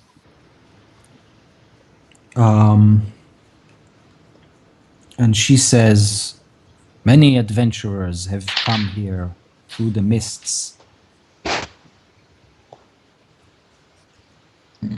But very few has escaped. Most of them died here. After the Dark Lord of this land finished toying with them." Alright, well, we're not like most. Have you ever told a fortune to someone named El Kalar? I ask her. And she says, "Yes, What was his fortune? he was doomed to travel the land of Barovia, finding no escape." He has escaped. And I pull his sword off of my back and I show it to her. She bends even more and whispers, "That's no escape. There is no escape through death from this land." That's just great. Oh, that sucks. Forever's a long time, guys. Was he from the place that we were? Is he from our land? Yep. Thank you for exerting so much energy to read our fortune. Aramel, she seems to know a lot. Perhaps she knows more about your lantern. Yeah. I show it to her, yeah. She says it's a relic of the past. It will be of little use for you. Do you know what it does? What? It does for the dead what it did for the living. It sheds light. Oh. Okay, so let's get rid of that quickly, since it only works when we're dead, and I do not want to see that thing work. Is there anything in particular besides the devil that we should be on the lookout for? Any sort of tricks or traps? She says, you should know that Strahd comes from a royal bloodline. He died centuries ago, but is enduring as one of the undead who feasts on the blood of the innocent and the living. The Barovians call him the Devil Strahd, and sometimes not without reason. I wonder what makes him so interested in you. And when she says that, she looks outside the tent where Ismark and Irina are standing, and she says, Strahd has taken many concerts, but he has known only one true love, a Barovian peasant girl named Tatiana, but I don't know what became of her.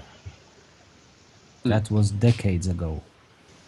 And she looks at Irina as she says that. And he's the one who brought us here Yeah. to these lands. And did he ever get any offspring from any of these consorts? Again, looking out at Arena. And he says, she says, many. I think you met one. Oh, I thought of actual children, not spawned creatures. Vampires She need children? probably means the same. Probably the women dancing in the inn. I thought they were gypsies. The Vistani? Yeah, they could be both, right? Oh, they're I Vistani. guess. Yeah, Vistani, yeah. It's easier to say gypsy. Yeah, Vistani. And she says, These people are Vistani. before I bid you farewell, you can stay for the night, but I must rest. I need to give you this last warning. You are free to choose your own destiny, of course, but do know that a great danger lurks in a windmill not far from this camp to the west. And when she says that, she looks at you, Enoch. And she says, you should avoid it at all costs. Windmill, huh? To the west? Indeed. And how far to the west? If we half a should day. happen to travel in that direction. Half a day ride. You should see it before you come to Valaki. I'm assuming you're headed that way. Yes. So it's on the road to Valaki? Yes. What is there? What lies there? A great evil, I should speak no more of it. Now bugger off of my tent. I'm gonna drop a gold coin on her table. Thank you for your time, and I'm gonna kind of deep in thought. I'm gonna walk out of the tent. Okay. I'm gonna stay behind. I want to ask her one question once everybody leaves. If everybody's gone, I want to ask her if she knew of my parents. And she says, your parents perished in this land, but they tried to do their best and send you away. You still have family here, though. Family here? Where? Here and there, I think you have a relative of a sort in Valaki. But I'm not sure you'll be happy to see that specific relative. Thank you very much for all the information you've shared. And she closes the curtain behind you as you leave.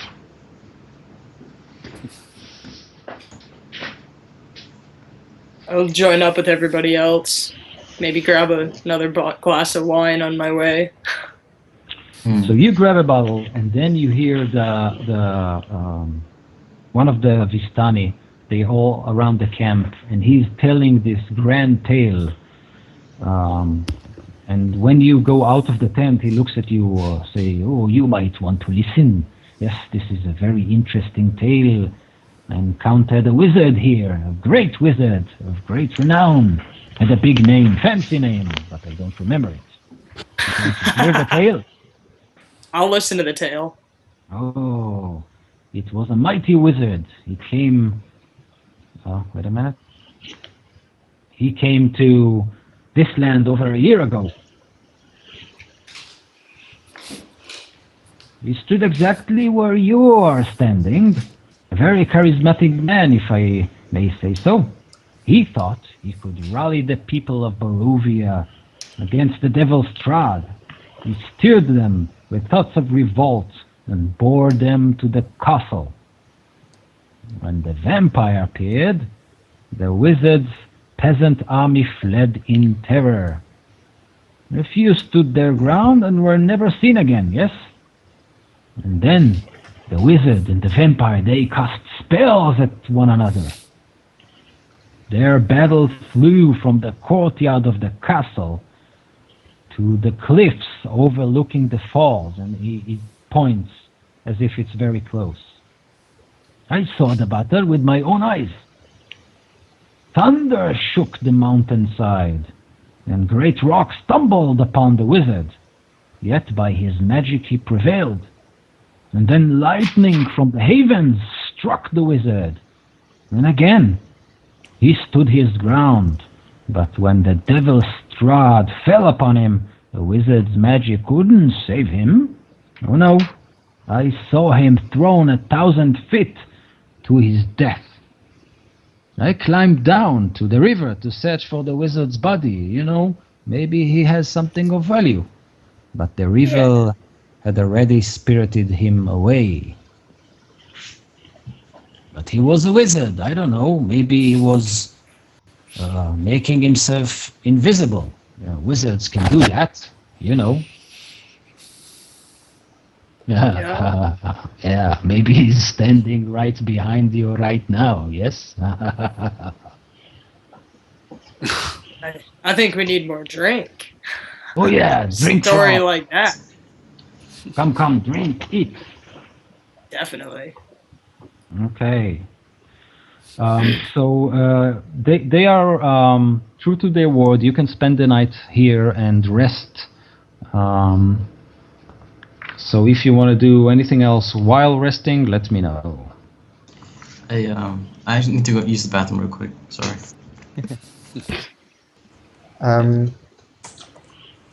I resist the temptation to take a drink. Ditto. So I'm who's drunk, so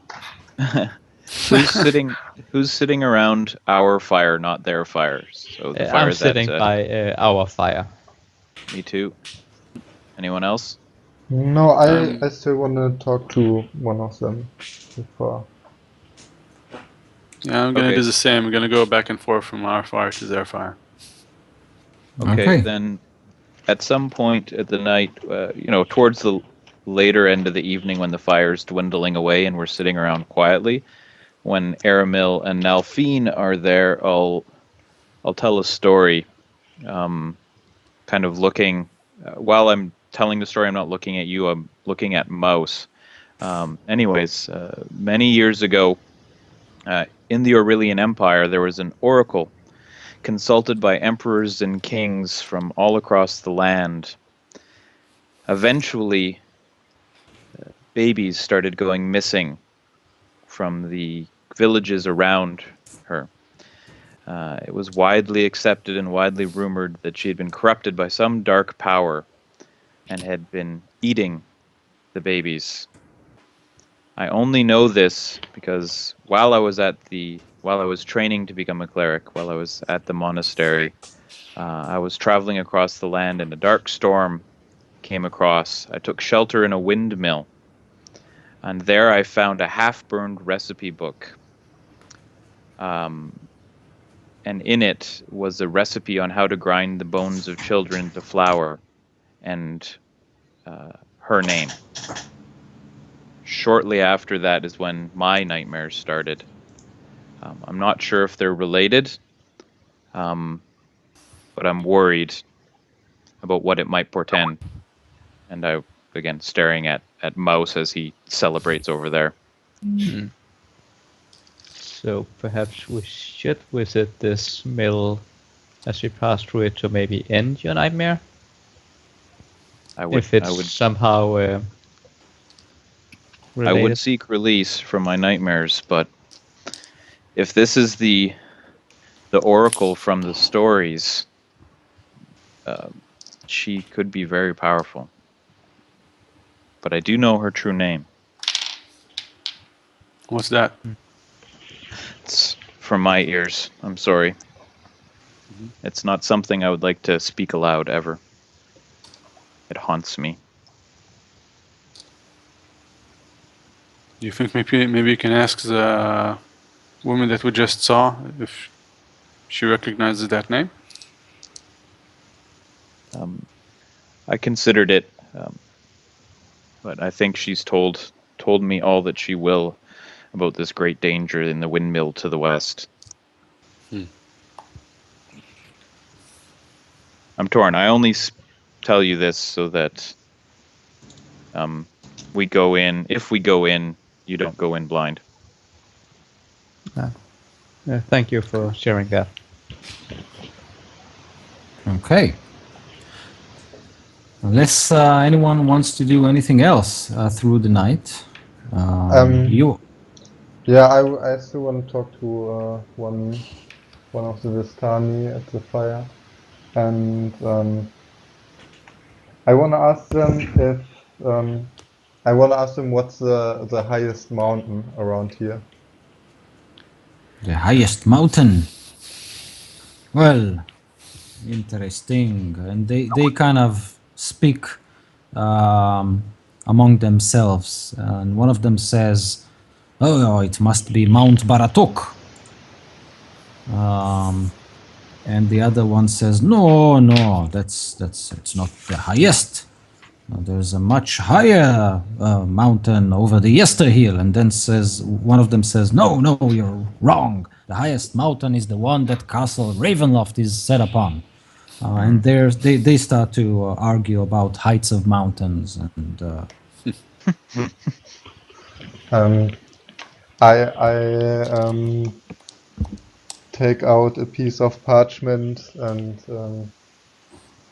and give it to them and ask them if maybe they could mark these on a sort of makeshift map, basically. It doesn't have to be very precise, just somewhat. yes, they actually draw this sketchy map of the area in and around this valley, and I'll attach it in Roll20 so you can all look at it. Awesome.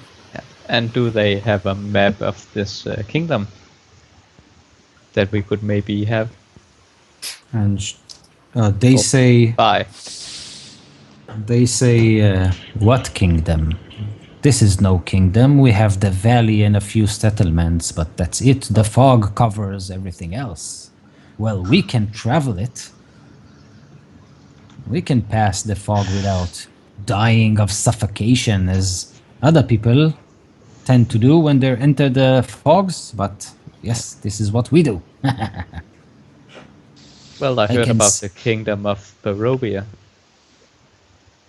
Isn't everything this part you of see the kingdom of Barovia? Outside, yes, there are many kingdoms. Yes, you came from one of them. Well, yes, but isn't this where we are now called something like the kingdom of Barovia? There is only Barovia. Only Strahd. Yeah, well, okay, what is the land that Strahd controls called then? Barovia. And do we have a map of the area? He looks confused and says, well, we have Barovia village and we have Valaki, but all the land is called Barovia because when Strahd conquered it, it named it. This is all his land. How do you pass through the fog? And he smiles and pull out this small vial with a bluish liquid. Yes, we make these, we drink them, and then we are impervious to the fog's effect. Yes, I can sell you one. You can drink it and go into the fog, and everything will be okay. How much? Inside, Just- inside. Just, No thanks, I say, and go back to my camp. just 10 gold pieces. You can drink it, go into the fog, and everything will be okay. What do you guys think? I've already not there. left. Yeah. I'm not there. I'm not I'd there be all either. for it though. Hmm? I just said I'm not there, but I'd be all for it.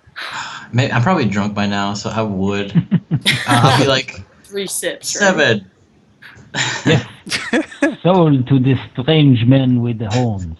I give 7 gold pieces and like walk away laughing, like yes. I'm totally out of here. So, guys, do you want to keep up for another 15 or 20 minutes? I'm Are game. you up to it? Yeah. I'd be up for it. Cool. Yeah. Oh, Okay. just a small question. Any chance that there are any books in this camp? We have many books. What are you interested in? History, lore.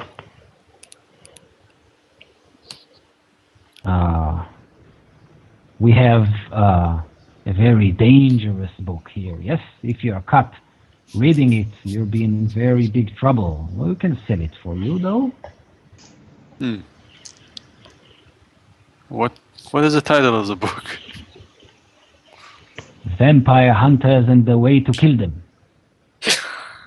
Dude. This is a given.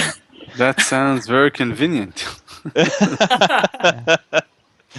It was written by obviously a vampire.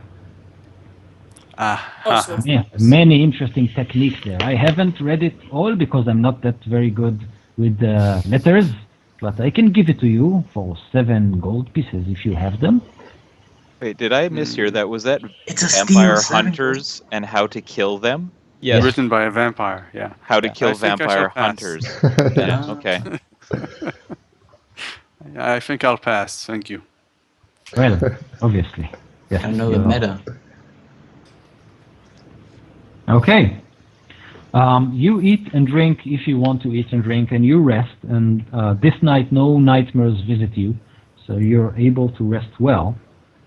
And on the day after that, the Vistani pack their wagons and go east toward Barovia village, that is, leaving you, Ismark, and Irina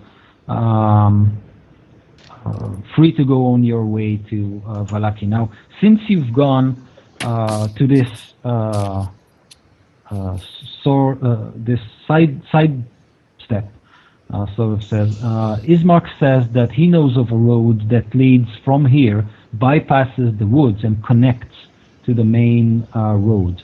So you can actually go along the river and enjoy the sound of running water. Shortcut. Nice. Sounds like a good idea. I check in with the Raven.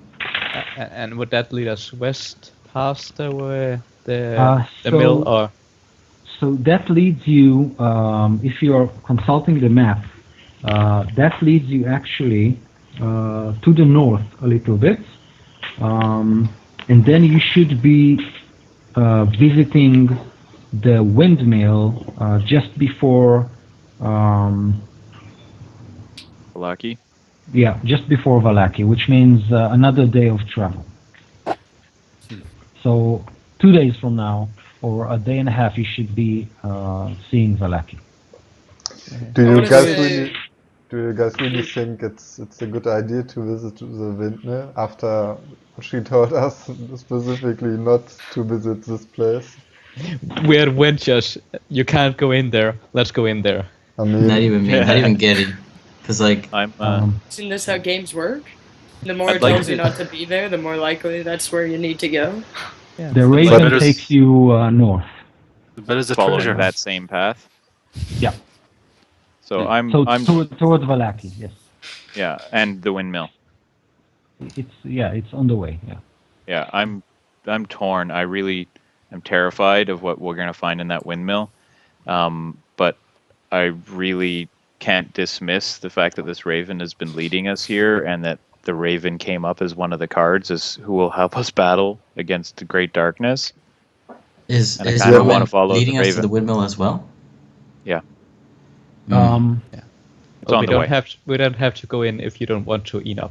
We can just I'll go leave it up around to it. you.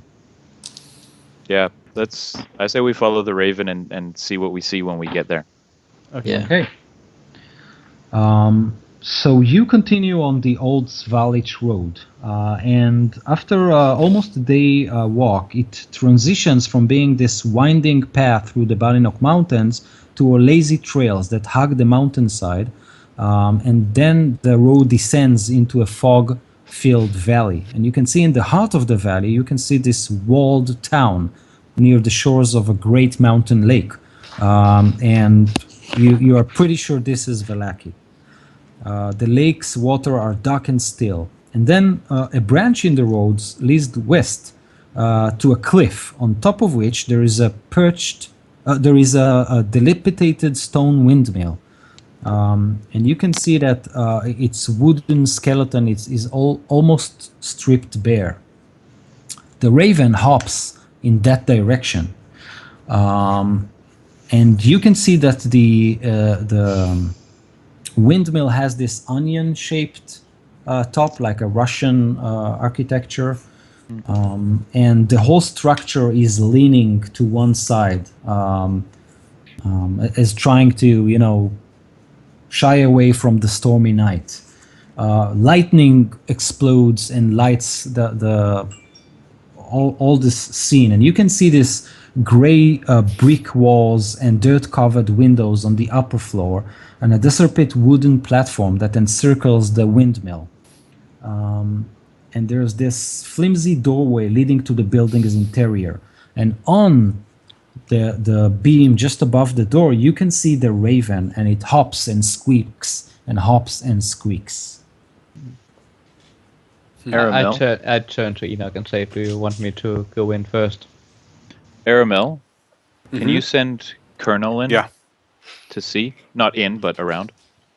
Yeah, I'm going to send it for a quick hover. Okay. So it circles the structure, and the windows are covered with this stained glass, so we can't actually see what's going on inside. But it sends you that it smells cakes. Cake. Oh, Cake. Jesus. Yikes. Come, Yeah. children, eat my house. Yeah, children bones into flour was the recipe I found. Okay. Delicious. All right. I'm not gonna. To be a cake. I asked you guys if you wanted to use the same strategy with the church. Let's burn the place down. And multi-class is a cake. Yeah, that was my thought as well. But so, I say yes, but first let me see if I can detect what's inside. Okay. And if you don't want to enter, Enoch, I understand. Do I And still think recognize nothing it less of as you. it being the same raven? Yes, and at that point I need Vasero and Gary to do a perception check. Dang, I wish I put more points in perception. 10. 7. 7 and 10? Okay. Yeah. You hear voices, two voices, distinct voices from inside the windmill in an argument, but you don't hear the words. You might want to be closer and pay more attention if you want to actually catch the words. You might be able to if you get closer. Burn it down. I stealthy. put my hand on Nelphine's shoulder and say, "Thank you, brother, but I would never send somebody in to a place that I wouldn't go." And I'm just gonna walk towards the door, but Okay. I'm not gonna Scurry go in. after him. And Can I try to stop him? Just be like, wait. And then I look at Viscera and like motion him like, let's stealth over there. To get a better hearing. I'll stealth over there with you. Yeah, Okay. okay. I sigh and I go 3 stealth Um, checks. It's no big I'll deal. give them to the count of like 60 or 100 before I go. I think You're I failed half orc. this one actually. 1, 2, 3, 100. 100. Charge! Trained as a stealth- priest. Come on. The stealthy one. Okay. How about rolling your stealth and let me know? I got a rolled a 17. 17 and Nine. 9. Okay. Let's see. So as you go near Mouse and Vasero, you hear someone shouting, Ophelia Wobwiggle, you put that boy down and stop squeezing it.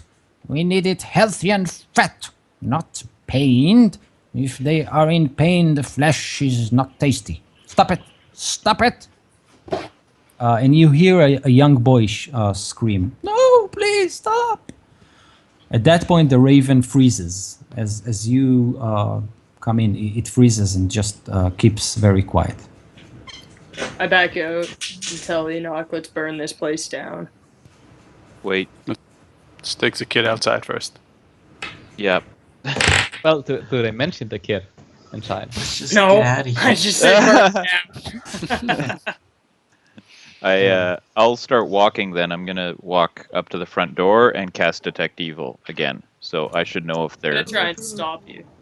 We shouldn't Okay. be here, guys. We should definitely just leave.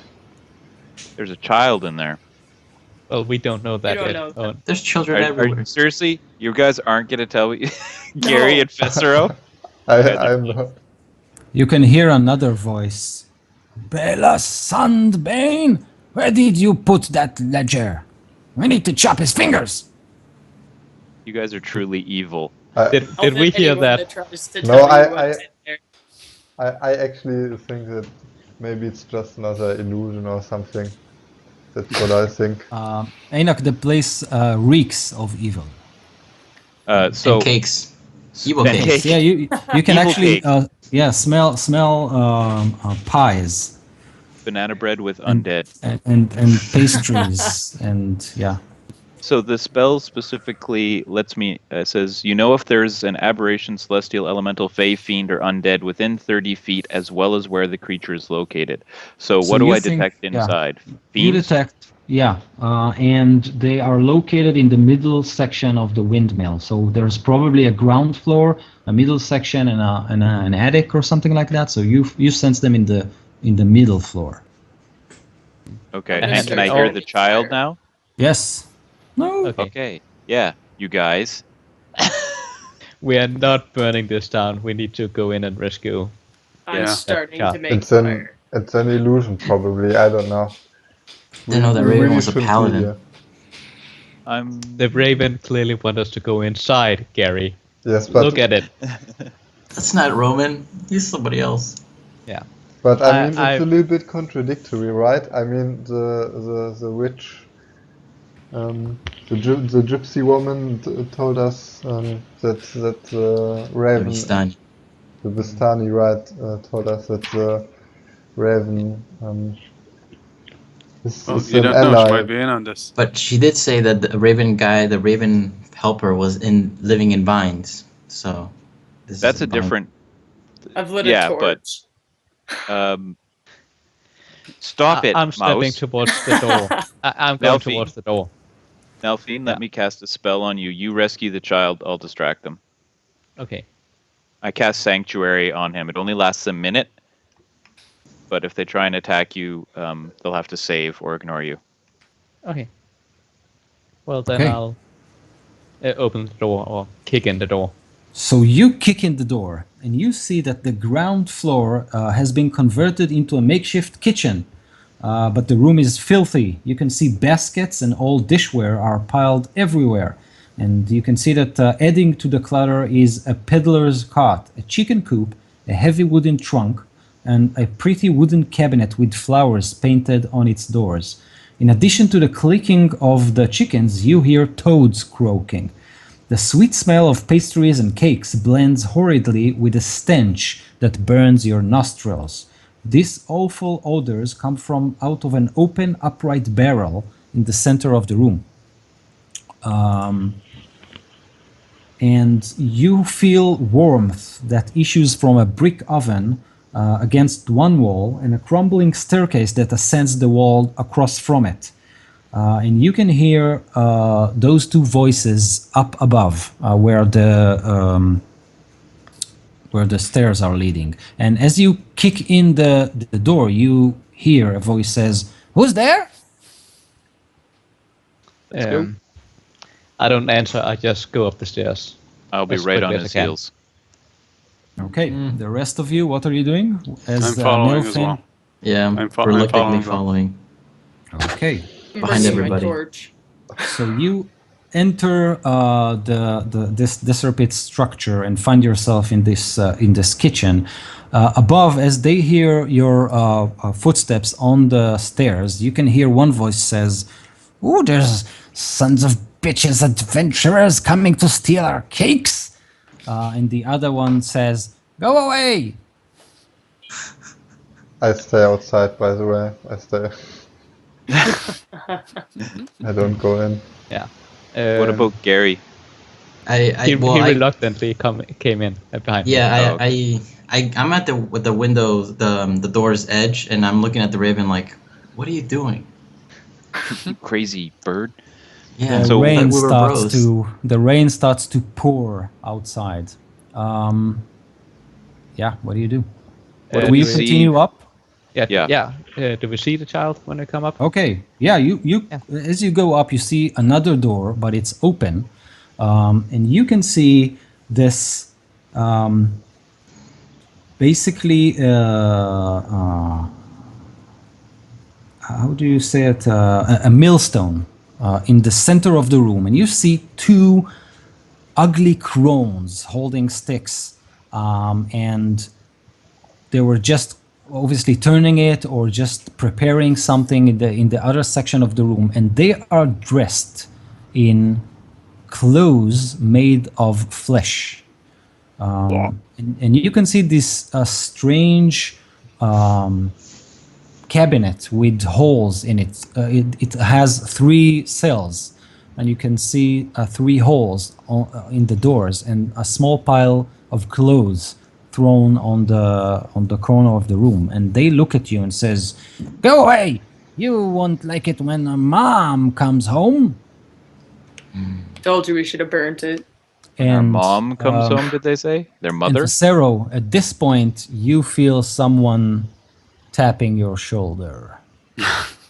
Oh, And Told you you should have come with we'll- us. Yes, and we'll call it a day. Ah, Well done. we shouldn't have Yeah. gone in burn there. it down. And now you burn it down while we're still all inside. Yeah. Yeah. Yes. Yeah, well, Yeah, I'm yeah. part of that, so we better be running down those stairs quickly.